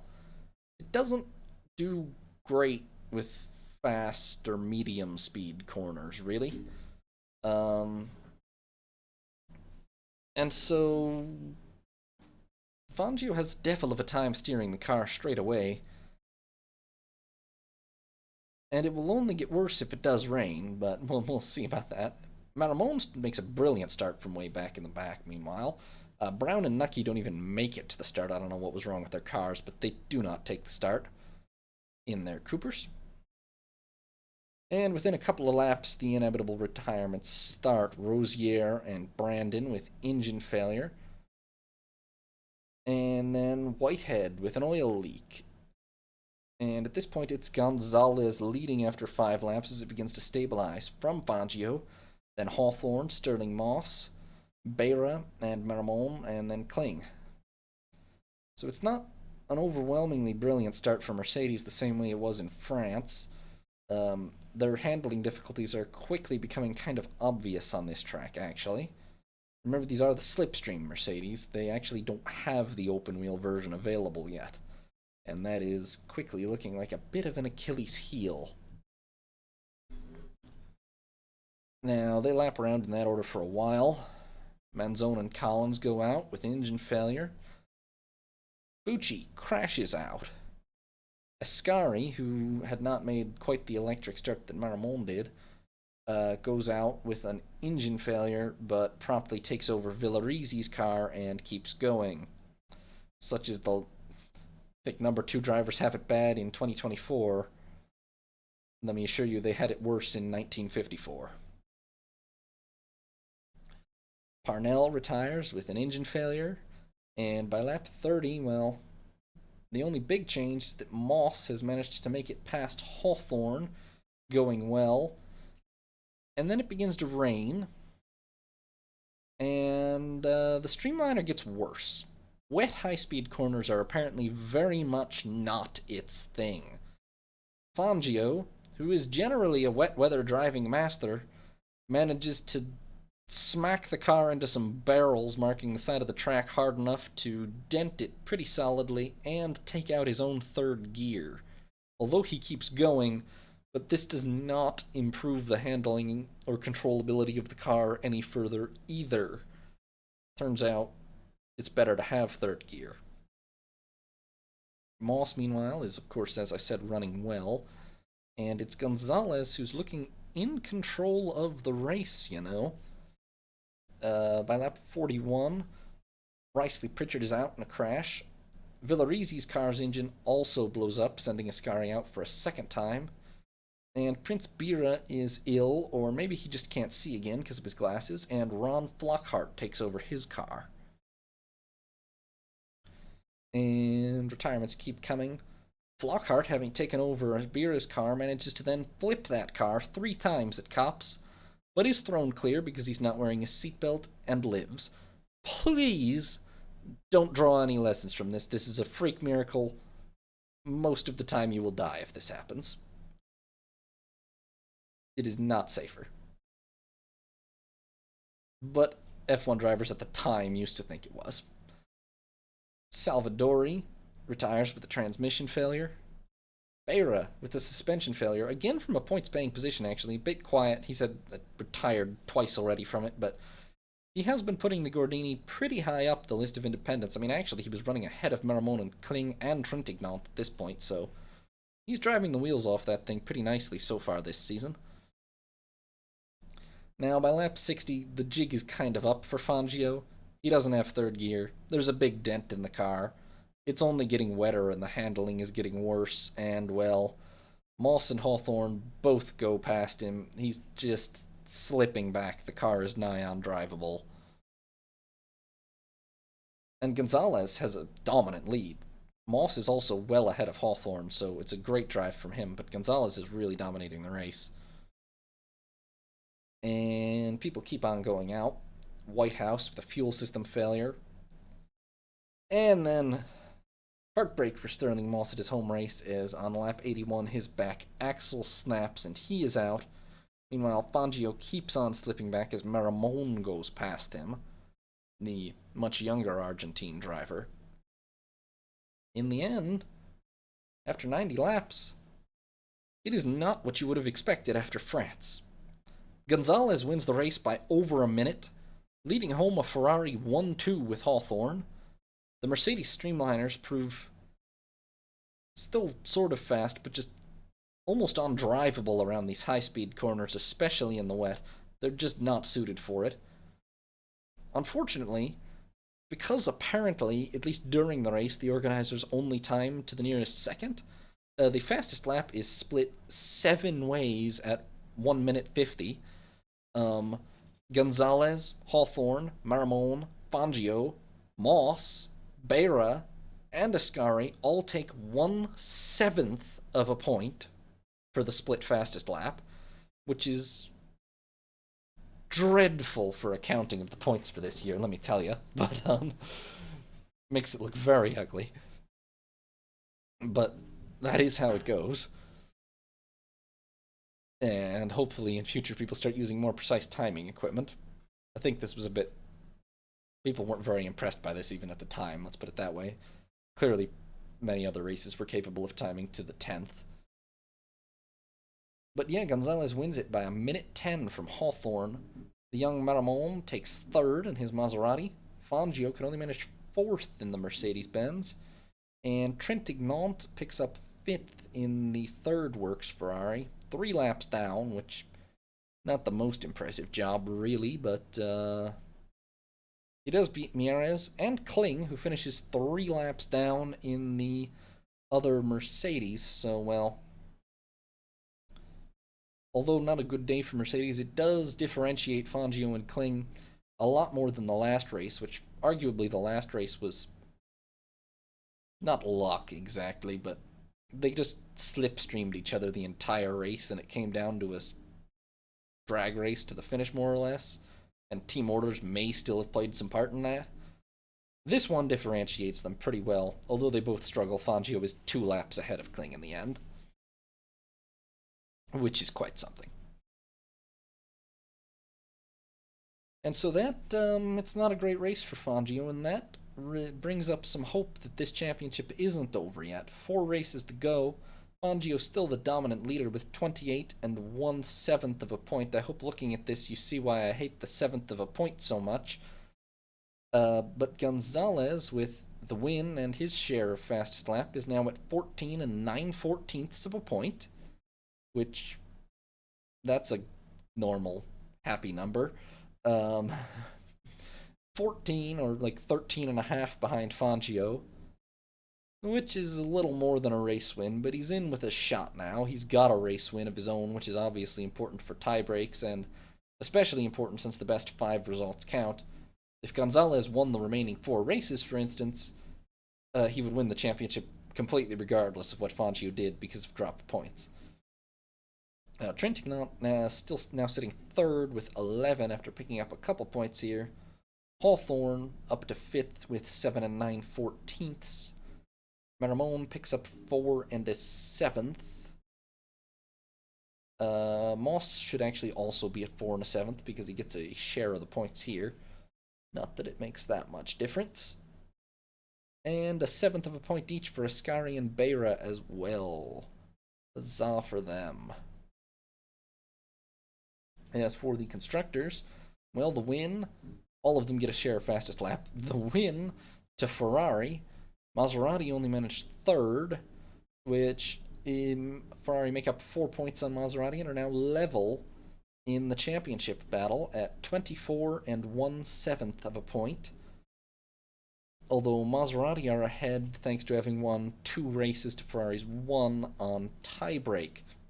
But now that Maserati have Ascari and Villarizi, but they're only borrowing them, and we should be clear about that. Frankly, they were only borrowing Fangio before, but at least that was a little bit more stable until Mercedes showed up. They're really only borrowing Ascari and Villarizi on a race-by-race basis from Lancia, and without them, well, Maramon is carrying the flag, but he hasn't been exactly that great so far this year. A podium here, though, and then the only Maserati car to score, so full credit to him. Now, Mercedes only take 4th, and they only had 5 races to catch up the other 2 that have that 2-race head start, so at 11 and a 7th, 13 points, 4 races more. Doable, but they can't really afford any more disasters like this one. There is another non-championship race ahead of the German Grand Prix, that being the Grand Prix de Caen. Trintignant takes pole from Moss, Beira, Bucci, Shell. 9 starters with 3 Ferraris, 3 Maseratis, 3 Gordinis. Mercedes does not show up to any of the non-championship races, incidentally, except for their home Grand Prix of Berlin later in the year. That's not only the only one they enter, but none of the Ferraris or Maseratis do enter it, and they win it by 3 laps in a 1-2-3 formation. However, I won't even bring it up at the time it happens because it's not really... They have no competition whatsoever. Just local German entries. It's basically a demonstration run for them. Anyway, this Grand Prix is won by Trintignant from Moss and a car shared by Paulet and Beira, then Bira and Rosier. Beira does retire his original car, plus Bucci and Schell retire. And that will bring us to the German Grand Prix on the 1st of August at the Nürburgring. Now, the Nürburgring, of course, is Germany's premier purpose-built racetrack. Finished in 1927, it is winding. It is mountainous, it is often rainy, and it is very long at 22.81 kilometers, or a little over 14 miles. They nickname it the Green Hell, and it deserves that name. 22-lap race. Entered the schedule in 1951. Last won in 53 by Farina for Ferrari. Now, Mercedes learned their lesson from Britain. I assume it was in the works already, but for their home race, they managed to bring out the open-wheeled version of the W196. Obviously, the Streamliner, if it was unsuited for Silverstone, it would have been very unsuited for the Nürburgring, which really only has one long straight, obviously, down the... Is the official name the Doltengerhöhe, or... Not sure, but... One very long straight there, plus technically the start-finish back straight, but yeah, it's a very winding track overall. The open-wheeled version is better suited for sure. Ascari does not show up. I'm not actually sure why, but Lancia just doesn't loan him, apparently, or maybe he didn't want to. I find it hard to believe he didn't want to, but he doesn't show up. Villarizi does, I think. Let me confirm that. Yes, Villarizi does, but Ascari doesn't. Mercedes also produced a fourth car for Hermann Lang, an old pre-war legend at their home race. So they bring 4 cars, 23 entrants in all, 6 Ferraris, 8 Maseratis, 4 Mercedes, 4 Gordinis, and a local Clank, BMW powered. Qualifying on July 31st. What do you know? Fangio puts it on pole by 3.2 seconds from Hawthorne, which is also 9.7 seconds faster than last year's pole time. Not bad. Moss is third, 10.6 seconds slower than Fangio already, but he's third. Herman fourth in the second Mercedes. Gonzalez can only put his Ferrari fifth. Beside Paul Frere somehow puts his Gordini sixth, 15.8 seconds slower, but that's ahead of the Trintignant, Maramon, Beira, Villarizi, Lang. Yeah, you get the idea. I mean, he's shockingly fast for his overall driving successes and reputation, and his car. But anyway, third row we have Maramon, Beira, Villarizi, whose time is not recorded for reasons we'll get to, Lang, then Manzone, Taruffi, Schell, Montavani, Bucci, Mieres, Rosier, Bira, Pellet, Theo Helfrich in his Clank, and then not setting times but still starting, Wharton and Kling in the third Mercedes. Not sure why he didn't set a time, actually. I think possibly his car just wasn't ready in time. Obviously, the one, as I've said, the one Achilles heel Mercedes have this year really is, they're really rushing to be ready. They really are. They're not fully ready for this program. In fact, they only have, that's not an unintentional error that Herman has the Streamliner in this image and the other 3 have the open-wheeled version. They only had 3 open-wheeled cars. They gave Herman the Streamliner and told him to just make the best of it. Which he did. Qualified well, but the race might be a different story. To be fair, as long as it's not wet, I think it's not as problematic as you might fear, but yeah. Unfortunately, I am dodging the elephant up to this point, in a sense. Onofre Maramon, unfortunately, is killed in qualifying for the 1954 German Grand Prix.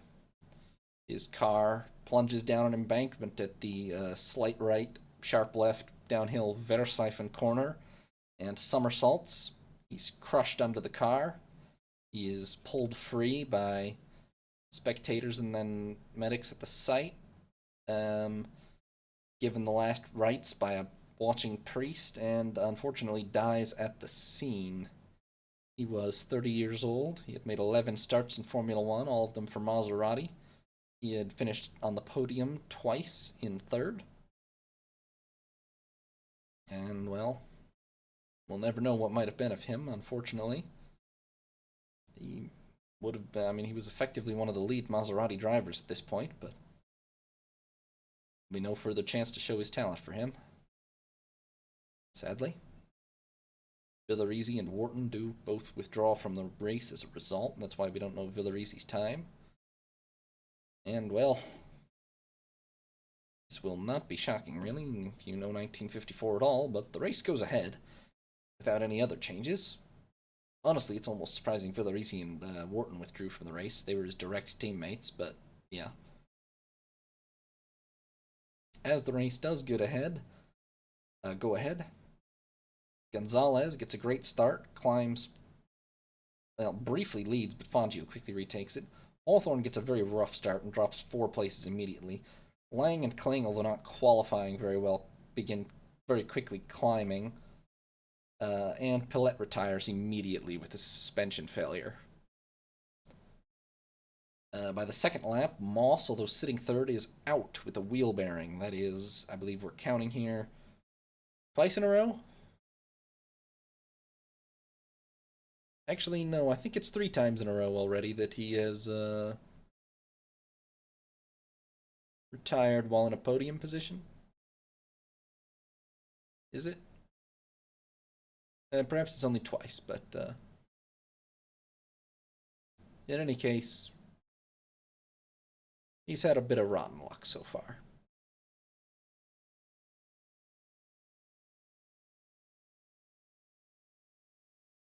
Oh yeah, twice now. Sorry. Just counting real quick. Twice in a row now, he's retired from a podium position in his privateer Maserati.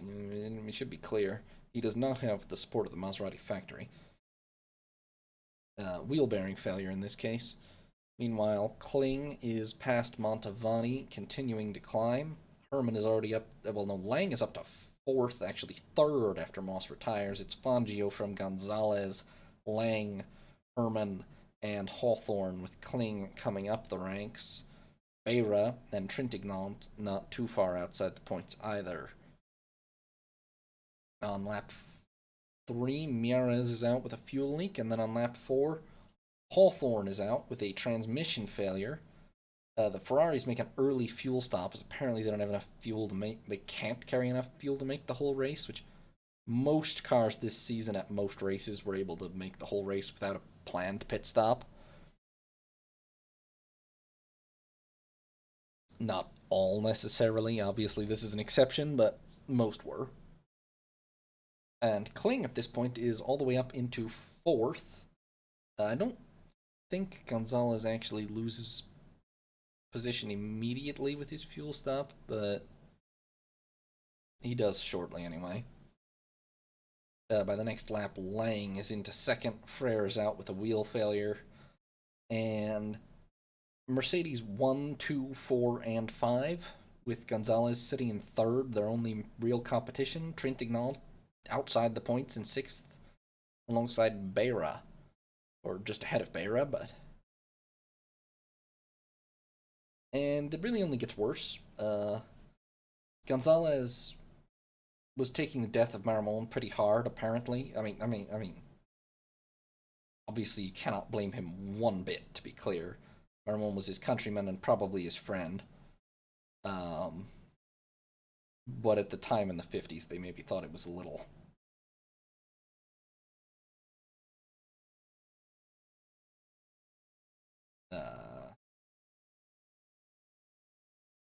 they weren't as understanding as we would be, perhaps. But anyway, that allowed Kling into... let's put it this way, I don't think Gonzalez would be racing the day after if there was a death like that today. Although, There have been somewhat similar cases in somewhat modern F1, so perhaps, eh? But anyway, Gonzalez was suffering. Kling was past him. I mean, the demotivation thing is kind of theoretical anyway. Can't exactly say that for certain. But a Mercedes 1-2-3. It gets slightly better for everyone else. Herman retires on lap 8 with a fuel leak. Others keep dropping out. Helfrich with an engine problem. Bucci with a wheel failure. By lap 10, Kling is past the legend Lang. He's into second. He's going faster than anybody on the track, actually, although Fangio has got a bit of an advantage out in front and cruising a little. It is a Mercedes 1-2-3 still with Gonzalez and Trintignant 4-5 now. And they get a little bit more of a peak because on lap 11, Lang spins it and stalls, can't get started again, and he is out. So that takes Beira into the points, and the Ferraris at least have one podium place to fight for. On lap 15, Mercedes give Fangio and Kling the order to just ease up and take it home. Kling ignores that order, despite being a Mercedes company man, as I said, but he ignores that order and passes Fangio, who immediately sets off in pursuit of him. Kling sets the fastest lap in the course of passing Fangio. Beira, meanwhile, is misfiring badly and drops down out of his points position. It doesn't work out for Kling. On lap 17, Fangio retakes the lead, and Kling proves to have suspension damage and pits for repairs. Gonzalez is still going kind of slowly. He's called in, and Hawthorne takes over his car. Meanwhile, Beira is out with a steering failure. And in the end, after the race didn't fully go to plan for Mercedes, but honestly, they did mostly dominate it, except for the retirements and the damages. After 22 laps, Fangio wins pretty comfortably in the end. Kling does hold on to the fastest lap. And it's actually the longest ever F1 race uninterrupted. The 2011 Canadian Grand Prix is longer, and possibly a couple others that were red flagged, but no red flags in this one. And it lasted 3 hours, 45 minutes of racing to do those 22 laps of the Nürburgring.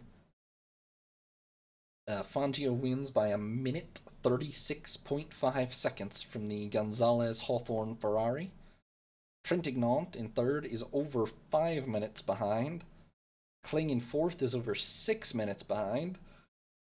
And Montavani picks up fifth in the Maserati, 8 minutes 50.5 seconds behind. Other finishers, Taruffi, Shell, and Rosier a lap down. Manzone and Beira 2 laps down. Plenty of retirements, of course. And, well, Fangio, of course, wins the race. Gonzalez gets a second, but it's shared with Hawthorne. Trintignant third. Kling picks up fourth with fastest lap. And honestly, Fangio's in a pretty unassailable position now. He leads by 19 points, or I guess 18.5 points from Gonzalez. 36 and a 7th to 17 and 9/14. Trintignant with 15. Hawthorne 10 and 9/14. Kling 10. Due to the dropped points, the maths is slightly complicated, but if you can't do it at a glance, Gonzalez is the only one who can catch Fangio. Because Fangio has 4 wins on the board, 3 races to go, Gonzalez has to win every remaining race to have a mathematical chance at actually overhauling Fangio. And that's pretty much the long and short of it. Hawthorne, because of his splits and all, could rack up a lot more points. Only that second with the partial fastest lap is really counting for big points for him, actually. I mean, the split second is only 3. But on the wins tiebreak, he would lose out to Fangio even if he did win the next 3 races. So it's down to Gonzalez at this point, and he's way behind, obviously. So, well, it's no surprise. It's been coming for a while, but or it's been the case since the start of the season, but Fangio is at this point the big big favorite for the championship. Now, oh yes, and here's the rest of the standings. Montavani is the only one in this portion to pick up points. 2 for 5th here. Constructor-wise, Mercedes obviously take the win. Ferrari get a 2nd. Maserati get 5th. This is now 5 counting results for Ferrari and Maserati, so they will have to drop points from here on out. Maserati have the better chances to drop since they have a 5th and a 4th counting currently, and Ferrari's worst is a 3rd, but Ferrari also lead with 30 and a 7th, ahead of Maserati with 26 and a 7th. Mercedes are at 19 and a 7th after this win, and, well, if they score the next 3 races, they'll have to drop some points, but they have 2 clean races to score points in. And let's see, seconds at both of them would be sufficient to put them into the lead, so depending what the others can score, so we'll see how that goes. Gordini managed to pick up some spare points the first couple of races, but now that Mercedes are here, there's a few too many excessively fast cars, and they're not really getting too near the points anymore. Another non-championship race ahead of the Swiss Grand Prix, the Circuito de Pescara. Moss takes pole from Manzon, Bucci, Berra, Musso. 4 Ferraris, 5 Maseratis, 3 Gordinis showing up, mostly not the top players. Musso wins from Birra, Shell, DePont, and Berra. Moss and Manzon both retire. There are also slightly more non-championship races that I don't mention, a lot of them in Britain, sort of national level players only. But I'm not going to mention all of them, only the ones that involve sort of championship grade drivers. And so that'll bring us to the Swiss Grand Prix on August 22nd. Bremgarten, 7.28 kilometers, about 4.5 miles, 66 lap race. Built in 1931 in a forest near Bern as a motorcycle racing track. It's pretty much all high-speed corners. It's tree-lined. It's got an uneven and changing surface. Been on the schedule from the start. Last year it was won by Ascari for Ferrari. As I said, Gonzalez must win to stay in contention. It's a pretty standard lineup otherwise. 6 Ferraris show up, 5 Maseratis, 3 Mercedes, 3 Gordinis, 17 cars in all. And in qualifying, well, Gonzalez gives himself a chance. 239.5, only 6/10 faster than last year's pole. Not sure why the improvement was so small, but 6/10 improvement. And he beats Fangio by 2/10, 239.7. Moss, 3rd in his Maserati. He had a only average start in like the first race or two, but the last 3 races now, Moss is very much making himself felt in Grand Prix racing, let's put it that way. Then Trintignant and Kling on the 2nd row. Hawthorne, Herman, and Ken Wharton on the 3rd row. And then way behind the top 8, we have 17.4 seconds down, Montavani and Bucci. Then Maglioli, Mieres, Shell, Beira, Fred Wacker, an American, in a Gordini. Svathers in his Ferrari. Manzon, not even setting a qualifying time. And here we have the start of the race. This is just kind of what it looked like. The Mercedes non-streamliners here now. Audience perilously close to the track behind non-existent barriers, as you'd expect. Trees absurdly close to the track, also not behind barriers. All very 1950s stuff. It's also slightly drizzly at the start, but not exactly truly raining. Manzon isn't even able to start after crashing in practice. He's not hurt, but his car sure is. Fangio leaps into the lead off the start, past Gonzalez, so much for that pole position. Bucci goes out with a fuel pump failure. Also, Kling gets past Trintignant, and Wharton makes some places. But overall, it's a pretty good start for the Mercedes cars.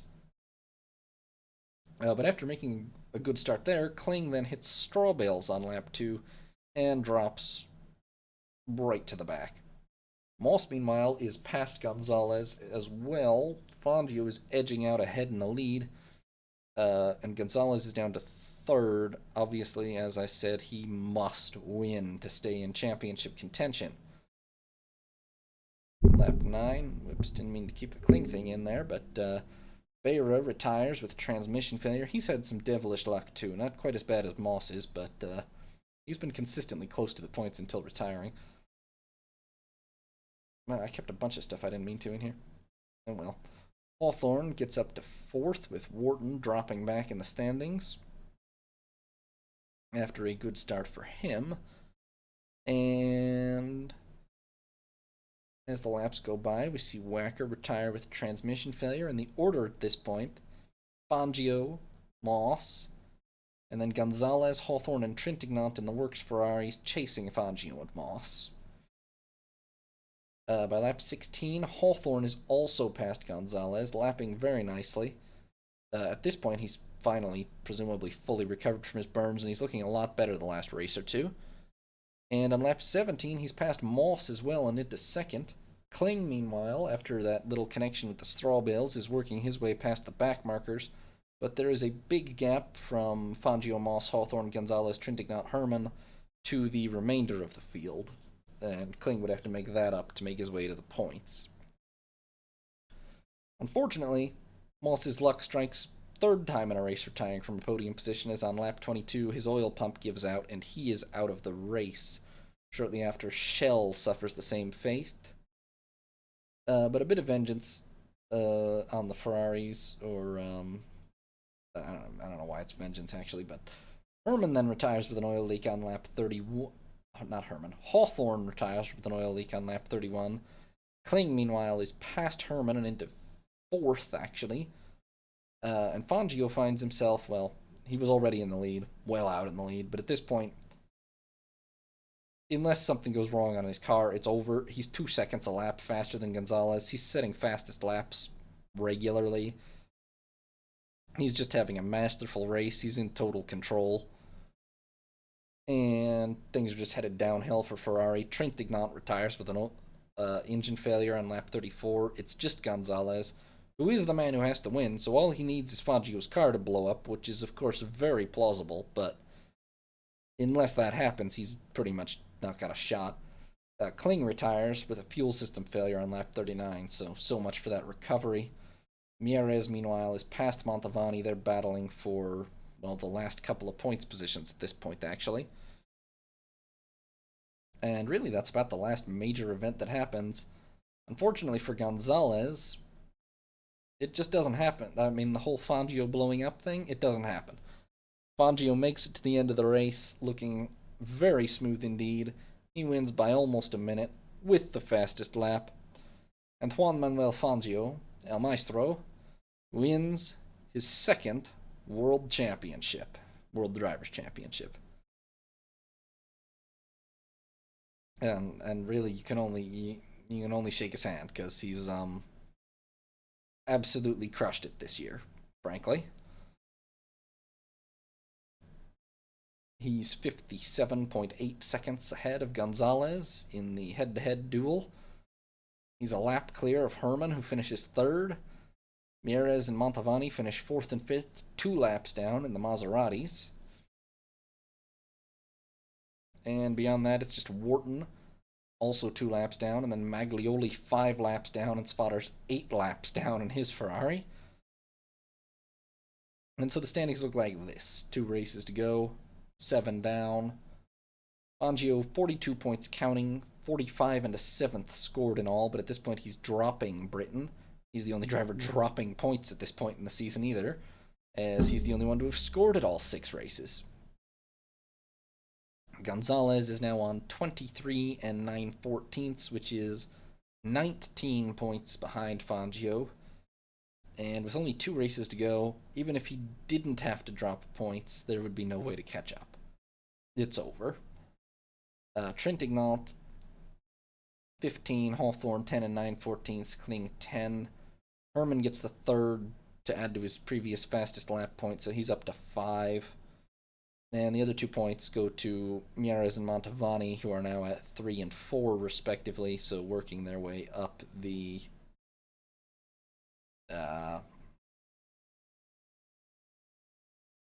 midfield a bit, I guess.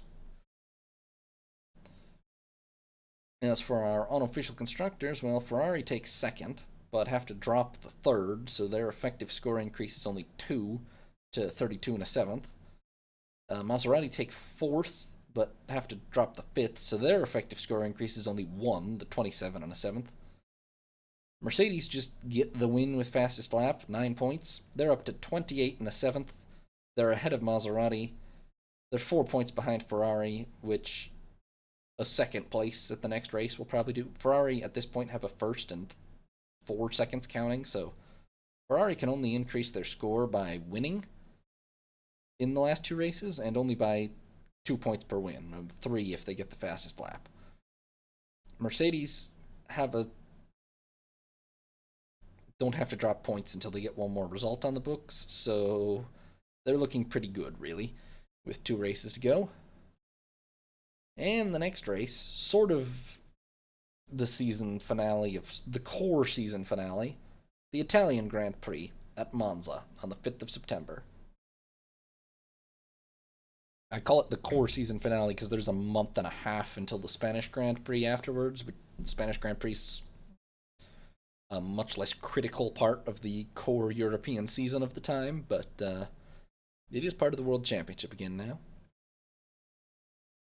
Monza, 6.3 kilometers, about 3.9 miles, 80 lap race. Built in 1922 by the Milan Automobile Club. The high-speed ring is still out of use at this point due to 3 deaths in 1933, but big news on that front. It is being renovated and replaced for 1955, and it's expected that next year we will see F1 cars running on the high-speed ring again. That aside, it's pretty much identical to modern Monza. I mean, they've added a couple of chicanes, and Curva Sud has become Parabolica. But honestly, that's basically just a reshaping of Curva Sud, as opposed to any other drastic change. It's pretty much basically the layout of modern Monza in most ways. It's been on the calendar from the start. It was last won by... last year, it was actually won by Fangio for Maserati, which was the only race Ferrari didn't win in 53. We'll see if they can do better at their home event in 54. Lancia, unfortunately, remember them from way back at the start? Still not ready. And at this point, they've simply missed the season.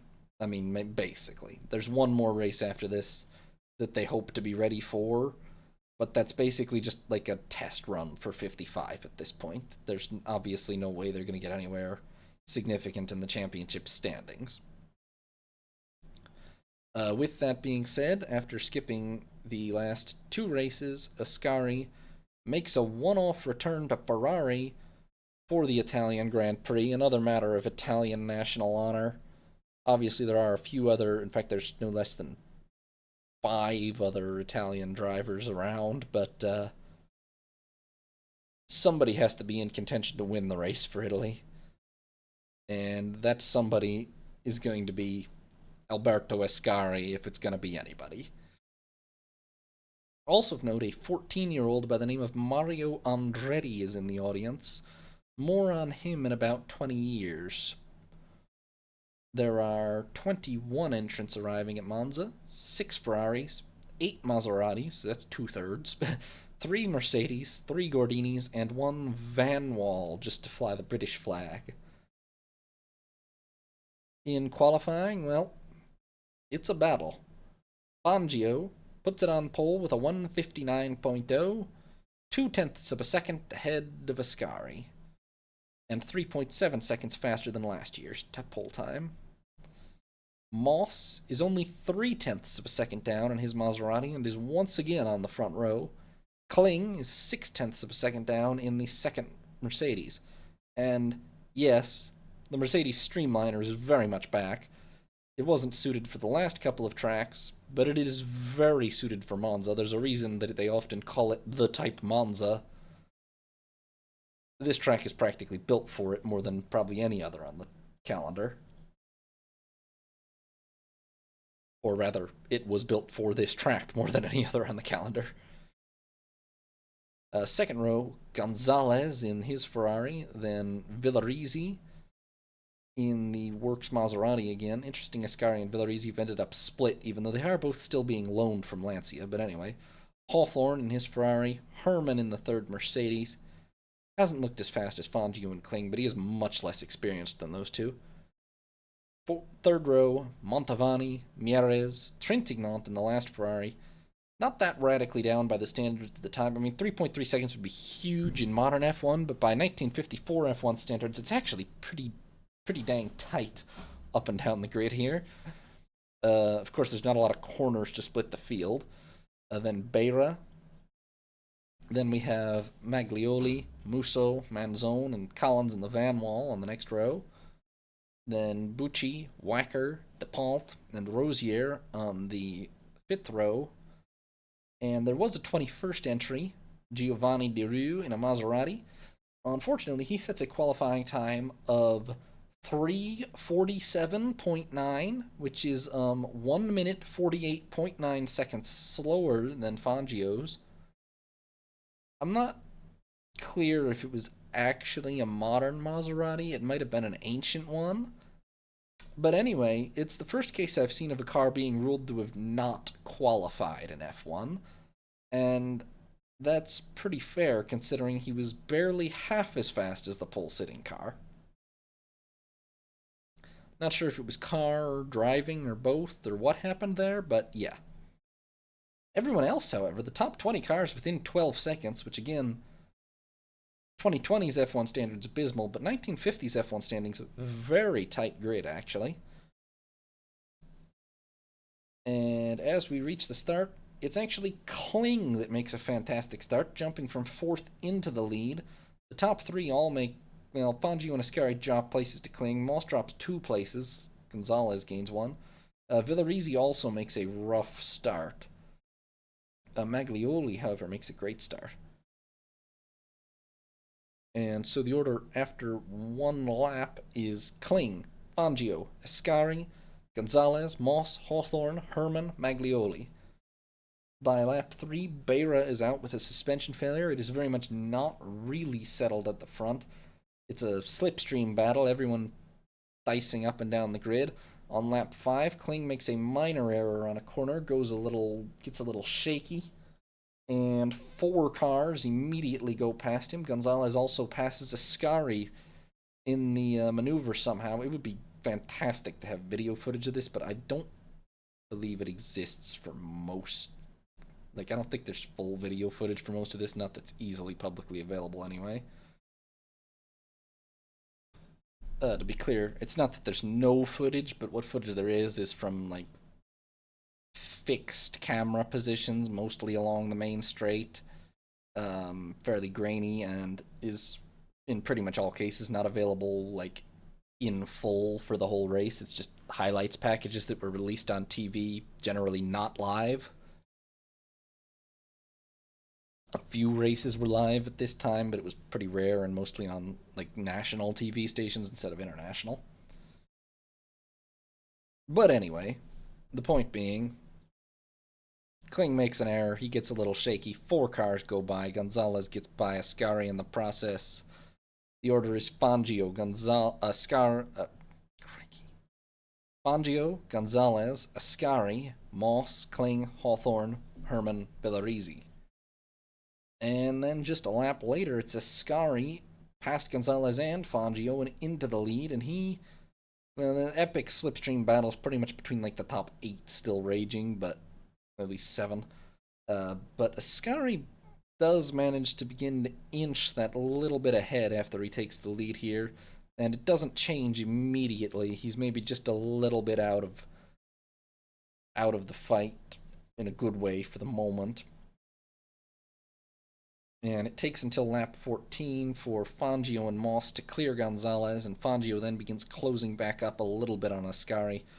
Villarizi is battling his way up through the field, past Herman, Hawthorne, and Kling.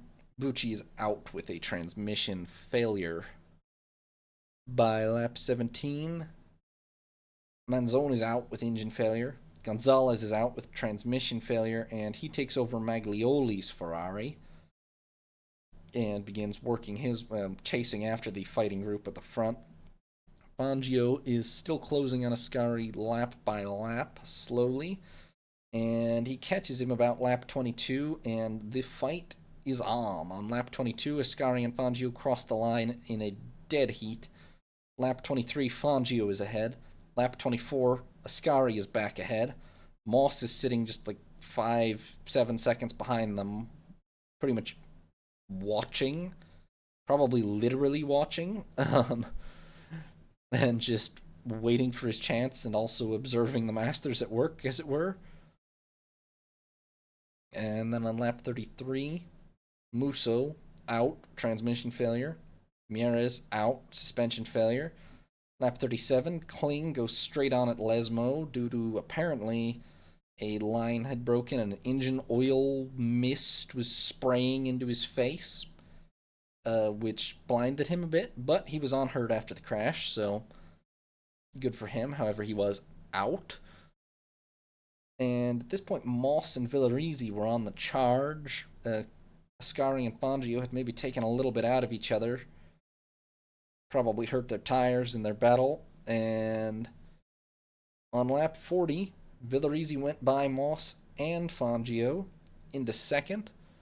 The lead four at this point were all within a couple of seconds of each other, and Montavani had gotten up behind Hawthorne, with Gonzalez coming up behind him in the car he'd taken over. Unfortunately, it didn't last for Villarizi. He'd made a great push up from the midfield, but on lap 43, his clutch disintegrated while he was at about 8,800 RPM pushing for the lead. Apparently, it couldn't handle it. However, Moss took over right where he'd left off, and on lap 45, Sterling Moss took the lead of the Italian Grand Prix. Ascari took it back on lap 46. Whoops. Let's show you this image. This is, I believe, Fangio and Ascari battling, and Moss is a little out of picture, but this is one of the better images. No, sorry. This is Fangio and Moss battling, actually. Ascari isn't in frame, but Fangio and Moss battling at this race. I can't get over how different the Mercedes looks to everyone else's car. Wild stuff. Anyway, on lap 46, Ascari retook the lead. It was a very close three-way battle. And then on lap 49, Ascari's engine blew itself to bits. And so that was the end of that three-way battle. Meanwhile, Gonzalez, although lapped, was battling with Fangio and holding him up, which allowed Moss to begin to build a bit of a lead out in front. And it took until lap 60 for Fangio to finally drop Gonzalez, who by that point was up to 5th. Moss was 15 seconds ahead, and Gonzalez, having gotten a little revenge for the World Championship, maybe done a little trolling, promptly pulled in and handed the car back to Maglioli, leaving Fangio 15 seconds behind with 20 laps to go and needing to catch Moss. Unfortunately, Fangio wasn't fast enough to catch Moss. But on lap 68, Moss had an oil pipe crack, started leaking oil, pulling air into his engine in the wrong places, had to pit, they couldn't fix it, and so he pulled over a few feet short of the finish line, got himself a Coke handed over well, I don't think there even was a wall, but got a mechanic to give him a Coke, stood in his car, watching the last 10 laps, 12 laps of the race. Meanwhile, Fangio found himself leading the Grand Prix by a lap, thanks to Moss's effective retirement, with Hawthorne a very distant pursuer. Unfortunately, although Montavani was now sitting third in a podium position, he also had some heartbreak, as on lap 70 he broke a suspension tube and would drop to near the back himself. The last 10 laps were pretty uneventful. Fangio won the race of attrition by a lap. Gonzalez, although not driving a car anymore by the end, picked up fastest lap. Moss, once the leaders crossed the line, hopped out and pushed his car the last couple of feet over the line, so he finished the race, albeit 12 laps behind or something. 9 laps behind. But it was pretty crushing for Fangio overall, unfortunately, in the end. I mean, this is, I believe, now 4 races in a row. Yeah, this is 4 races in a row that Moss has had a mechanical from a podium position. This one would have been his first win in Formula One. His luck is dismal at this point. Or actually, we can just blame the privateer team repairing his car, or maintaining his car. But yeah, it's rough. However, he's certainly gotten the notice of F1 this year, and I think we can see great things ahead in the future for him. So Fangio wins by a lap from Hawthorne, 2 laps from the Maglioli-Gonzalez car, 3 from Herman in the next Mercedes, 5 from Trintignant in the Ferrari in 5th.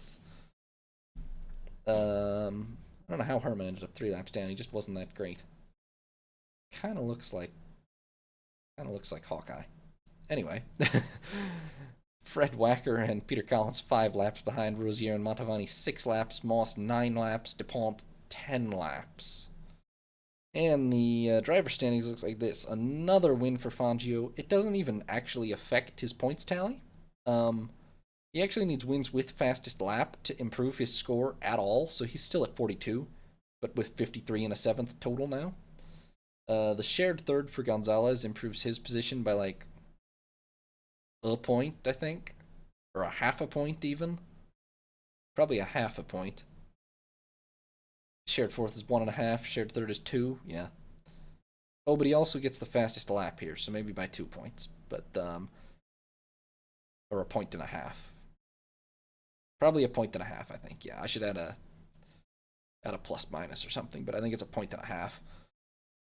Puts him on 25 and a 7th. He looks pretty much a lock for second with 1 race to go. Trintignant picks up a couple points, which leaves him third with 17, albeit Hawthorne's second puts him at 16 and 9/14ths, so he's still in with a shot at third at least, which he'd very much like since Gonzalez and Trintignant are his teammates and he'd hate to finish behind them. Then Kling, 10. Herman picks up some more points. He's at 8, so not far behind Kling in the standings now. Good couple of races for him. Bad couple of races for Kling. Dreadful luck for Moss continues. Maglioli picks up 2 points from the shared third. Constructors-wise, well, it's a win for Mercedes. They are now in the lead of our unofficial constructors with 36 and a 7th. And actually, they clinch it. I realize they only lead by 4 points from Ferrari, but you'll notice Ferrari's second doesn't actually increase their score at all. They're still at 32 and a 7th. And only a win can. Currently counting for them, a win with fastest lap, or a 7th of one, and 4 seconds. Another win with fastest lap can only increase their score by 3 points, which would put them at 35 and a 7th. So Mercedes clinch our unofficial constructors in 5 races flat. Maserati's best car finishes 8th here. Louis Rosier, which has been driving a Ferrari most of the year, actually. I don't know why he switched to Maserati here, but 8th, the best Maserati in Italy after winning last year. Unfortunately, after losing Fangio, it has been all downhill for Maserati in 1954. Great start, not a great end. They even finished behind Gordini, who did get Wacker into 6th, just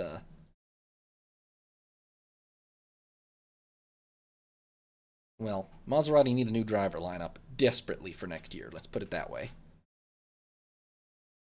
Ahead of the final race of the year, we do have the Goodwood Trophy on the 25th of September. Moss takes pole from Collins, Gerard, Parnell, and Salvadori. A whole mess of cars starting: a Ferrari, 4 Maseratis, a Van Wall, 6 Coopers, 6 Connaughts, an HWM, an HAR, an Emerson. There's a lot of small manufacturers poking around in Britain still. Honestly, There's not that much international opposition in here. I just threw this one in, I think, probably to make us all feel better about the terrible luck of Sterling Moss, because he doesn't retire here. He does win the Goodwood Trophy from Collins, Salvadori, Gerard, and Don Bowman. And that brings us to the year's finale, the Spanish Grand Prix on October 23rd at Pedralbes. Pedralbes is a 6.316 kilometer track, about 3.9 miles. It uses wide streets in the western suburbs of Barcelona. It's been gone for the last 2 years due to financial issues, and was last held in 1951 when it was won by Fangio in an Alfa Romeo. Now, there is big news here. A couple of pieces of it, in fact. Trintignant and Hawthorne are fighting for third in the Drivers' Championship, first of all. And there's only, 7/14ths of a point between them. Okay, call it half a point, effectively, between them in Trintignant's favor. Gonzalez is out of the way. He is injured. I forget how, but it was in another non-championship race.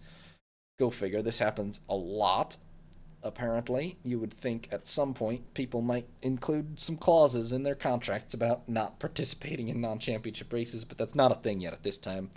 The prize money from them is sufficient that most drivers would object heavily to that. They're not getting paid that much by the teams yet. Even the works drivers. But it's Trintignant and Hawthorne for third. Gonzalez is pretty much out of the way, so it's just between them for third, basically. But then the other big bit of news, Lancia. They show up. They missed pretty much the whole season, but they are here for the final race, and this will therefore be a preview of next season with 4 major modern cars on the grid in the Ferrari, Maserati, Mercedes-Benz, and now the hyper-advanced Lancia. 21 cars show up, of which 4 Ferraris, 10 Maseratis, almost half the field, 3 Mercedes, 2 Lancias, and 2 Gordinis. Qualifying on the 23rd, well, Alberto Ascari gives the field, puts the field on notice with a 2:18.1, a second faster than Fangio. Ascari is on pole. Then Hawthorne third, and Shell somehow fourth in his privateer Maserati, 2.5 seconds down. Shell honestly did not show that much form all season, but somehow he's on it here. Don't ask how, I guess.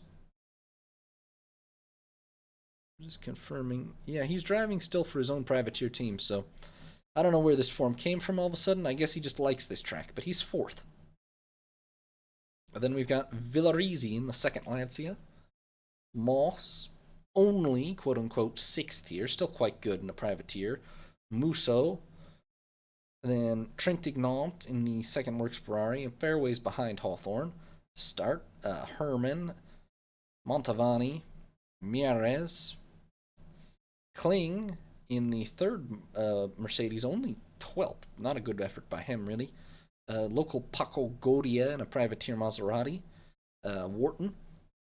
Then Bira, Paulet, Manzone, Beira, and then Svathers, Rosier, and de Graffenried. 21 cars in all. And at the start off the line, shockingly, a lot of numbers I realize there, Shell makes the best start, jumping from 4th, albeit on the front row still, into the lead. Fangio makes quite a poor start. Ascari's is not great either. He loses to Shell and Hawthorne, but Fangio drops 4 places. Villarizi drops 3, Musso 4, Trintignant makes a good start. Kling makes a fairly good start. But it is Shell that makes the standout start. He goes into the lead from Hawthorne, Ascari, Trintignant, Moss, Fangio, and then Herman, Villarizi, Montavani, Kling, Musso, and Mieres. The attrition starts immediately, of course. By lap 3, Villarizi is out, brake failure, Manzone is out, engine failure. Ascari, after his rough start, sets the fastest lap and goes into the lead past Hawthorne and Shell. Shell is apparently running light on fuel. That doesn't affect his qualifying results at all, but he did apparently choose to start the race light on fuel, at least I've read or been told. And so he's able to stay with the leaders pretty well at this point still, though. Meanwhile, Fangio makes his way past Moss, so he is not out of this, sitting in 5th now. The order is Ascari, Shell, Hawthorne, Trintignant, Fangio, Moss. Unfortunately, well, Villarizi was already out here. Remember way back at the start when I said the Lancias might have some teething troubles? Yeah, by lap 11, Ascari's clutch disintegrates, and he is out as well, so that's the end of Lancia's participation in the season. And Shell goes back into the lead. Meanwhile, Moss is back ahead of Fangio, giving him a real fight for that place, actually, which is now 5th. No, he's now 4th even, so at least they're in the points. The attrition continues. By lap 17, Svalers is out, no engine. Bera is out, brake failure. Consistently the fastest Gordini, and yet I think, what, no points to show for it? Yeah, 1/7 of a point to show for it for the season for Bera, although he has been consistently the fastest Gordini at almost all times, but he was never quite in the right place. Let me put it this way for you. Bera has retired from 5 races, been disqualified from 1, although that was his fault. It was a crash and push start. Finished 1 in 6th and 1 in 10th, but yeah. Not good reliability. On lap 21, the curse strikes again for Moss. 5 retirements in a row. This one, at least, not technically from a podium position, albeit he had a pretty good shot at one, really, but not technically from a podium position. For the 5th time in a row, though. Oil pump failure in his case. Shell and Trintignant, meanwhile, are repeatedly exchanging the lead in a pretty ferocious battle at the front for almost every lap for the last 10 laps. Fangio is actually unable to keep pace with the top 3 at the moment and is falling behind with Herman and Musso behind him. On lap 24, Shell spins while battling, dents his tail, and drops to 4th. That's the end of his fairy tale run. Hawthorne actually gets past Trintignant in the mess and takes the lead. Unfortunately, Shell probably does a little more than dent his tail, as on lap 30 he has to retire with transmission failure. Trintignant, meanwhile, has to repair his oil feed and goes into the pits. Herman loses out to Musso, and he's apparently cranking his fuel injection system by hand, which is not good. And so that leaves Musso abruptly 3rd and Fangio 2nd, with Hawthorne leading the race. And it was very close between Hawthorne and Trintignant for that 3rd overall, but this puts Hawthorne in command of that battle again after qualifying better, but Trintignant was right up with him, even ahead of him, but now Hawthorne is in command again. The order: Hawthorne, Fangio, Musso, with about 20 seconds each behind them. And then Mantovani, actually. Trintignant dropping well back with that oil problem. On lap 38, Paulet goes out with an engine failure, and on lap 45, Trintignant's gearbox gives up, possibly related to the lack of oil. Although, no, that'd be more the engine, but maybe. Who knows what was going wrong with his car at this point, I guess. On lap 51, Herman's car breaks down, ignition failure.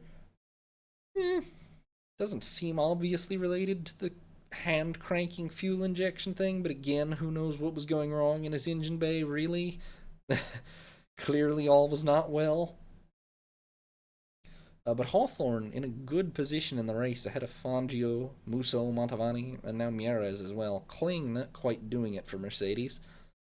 To be fair, Fangio not catching Hawthorne either, really. Not significantly at all. The attrition continues. De Graffen readout on lap 58 with an engine failure. Mantovani on lap 59 with a brake failure. And then Fangio wasn't really catching Hawthorne anyway, but he was still in with a bit of a chance until lap 68, one of his oil lines breaks and begins spewing hot oil onto him, spraying it all over his left side. This apparently was not great for his concentration, and he began to lose some time. Also, his engine was running a bit roughly for the last 10 laps, probably on account of the oil line now feeding into the cockpit. But in any case, he lost second to Musso a few laps later, and that pretty much ended any chance of Hawthorne being threatened. Hawthorne won the race by over a minute from Musso. Fangio did manage to limp home to third with oil still spraying on him. Ascari kept the fastest lap despite retiring very early on, so he did get a point for Lancia. But, it was both very promising and, of course, ultimately disastrous for Lancia. They did take pole and set fastest lap, but obviously neither car made it 11 laps is how far Ascari made it. Villarizi only made it 3. So there's some substantial reliability work to be done still, but it's a fast car. So Hawthorne wins by a minute 13.2 from Musso, a lap ahead of Fangio. Mieres and Kling also a lap down, taking the remaining points positions. The last 4 are way behind. Godia, the local, finishes 4 laps down. Rosier and Wharton 6, and Prince Bira is 12 laps down in his Maserati. So the final championship standings for 1954. Juan Manuel Fangio, 42 points counted, 57 and a 7th scored in total. He drops a win along with a 3rd and a 4th. Jose Furlan Gonzalez holds on to 2nd despite missing the last race. 25 and a 7th, 26 and 9/14ths his counting score. He drops only a shared 4th, actually. Hawthorne, obviously, with the win in this final race, one of the only 2 non-Fangio winners for the year, other than Vukovic, of course, but Gonzalez and Hawthorne, the 2 non-Fangio winners for the year. Hawthorne finishes with 24 and 9/14ths points in 3rd. Then Trintignant, 17. Kling, 12 after picking up a couple here. Vukovic and Herman, 8. Musso, Farina, and Brian and Mieres, 6. Oh, it looked like such a promising season for Farina, with him now effectively the lead driver at Ferrari, but after one good race at the start and then one unlucky race in Belgium, the broken arm didn't even stop him. The horrific burns in an entirely separate near-fatal crash stopped him. Grand Prix racing is not safe in 1954, folks. Anyway, Jack McGrath, 5. Moss and Marmon, 4 and a 7th. An insanely although Moss is technically only, 13th or something? 13th in the standings. If he had finished even the average is more like 1 out of every 2 or 2 out of 3 races. I mean, reliability is terrible up and down the field by modern standards, but if Moss had finished 3 out of those last 5 races, he would have easily had, at minimum, something like 16 points and probably in excess of 20. He had a certain win in Italy before the breakdown, for one thing. Where I'm going with this is, he wouldn't have won the World Championship or anything, but he had, on pace, he would have podiumed at literally actually every World Championship race he took part in this season. Even though he only actually finished one of those races. So it's a heck of a breakout season for Sterling Moss, despite horrifyingly bad luck. Then Maramon, also 4 and a 7th, unfortunately. I mean, the first race he finished, he was on the podium, so hard to say what might have been. Unfortunately, of course, killed in Germany. I believe that's actually the first death at a Grand Prix weekend, although several F1 drivers have already died racing in the last couple of years, just not at F1 races. Then lower in the field, Manzone and Montavani 4, Bira 3, Maglioli, Pellet, Villarizi, Bayol, and Nazaruk 2, Ruttman and Carter 1.5, Ascari 1 and a 7th. Beira 1/7. Honestly, he probably deserved better too. He was pretty much reliability wise, his luck was honestly just as bad as Moss's. Just he wasn't as high up in the points. Constructors wise, the third actually only improves Mercedes' score by 6/7 of a point, I believe, to 37. They dropped the 3 and a 7th from Britain for the 4 from here. So their total score 37, 40, and a 7th. Ferrari with the win, tie up second place. They drop a second, gain 2 points, 34 and a 7th, 50 and a 7th. Ferrari do score the most total points for the season, but the dropped points are very much part of the scoring system this year. They didn't affect anything in the driver's standings, but they do here. And that's just how it goes at this point. Maserati 30 and a 7th, 35 and a 7th. They do get a second here. They drop a they drop a 4th, I think so, yeah. So a 3-point increase at the final race, but not enough to get them out of 3rd. It was a very promising start, but this final race went well thanks to Musso, who had not scored any other points all year, but after a very promising start, once they lost Fangio and Mercedes entered, it was just downhill. Then Curtis Kraft Offenhauser 8, Kuzma Offenhauser 6.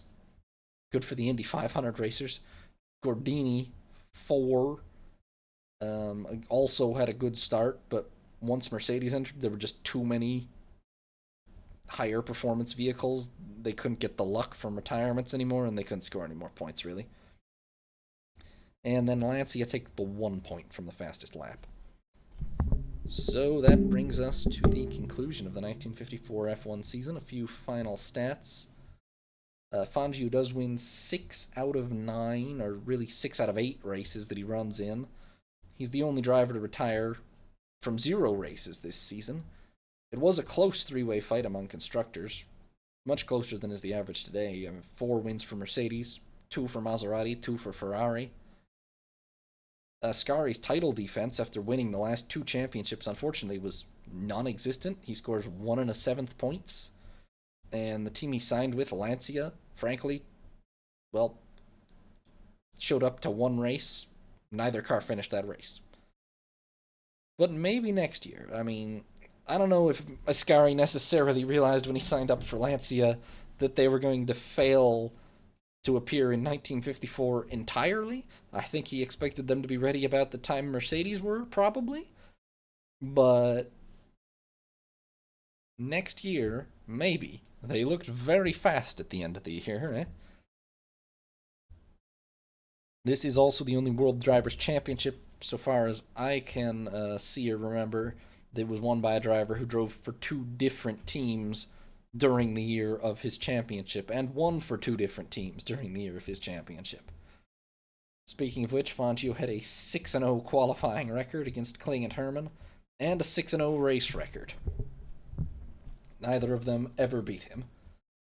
Gonzalez also, although it was very close in the final standings between Gonzalez and Hawthorne, I should mention Gonzalez was pretty cleanly faster than Hawthorne, beat him 6-1 in qualifying, 2-0 in races. Both of them were pretty consistently faster than Trintignant as well, but Trintignant generally, certainly in the early season, was more reliable. Trintignant ultimately finished 5 races, and Hawthorne and Gonzalez, Hawthorne finished 5, Gonzalez finished 6, but they shared cars a lot, which actually makes it extra confusing for any comparison purposes, because Hawthorne and Gonzalez, that's why there's only 2 races, because they shared cars twice during the year between each other. Clearly there wasn't exactly a fierce rivalry going on there, but yeah. So next season, we are potentially looking at a 4-way battle in the Constructors' Championship. Ferrari, Maserati, Mercedes-Benz, and Lancia, if they can get their reliability problems sorted, which could lead us to Fangio versus Ascari again. Maybe Fangio will have a real run for his money next year. Plus, I can confirm ahead of time that after his breakout season this year, Sterling Moss has signed for Mercedes-Benz for next year, and he will be getting his shot at the big time. We also have an 11 race calendar planned for next year, including the addition of the Monaco and Dutch Grand Prix, and no races dropped. So it's going to be a big year, folks. Don't miss it. Come back soon for 1955. Remember to like and subscribe. I hope you all have a nice day. This is Sea Lord Racing, signing off.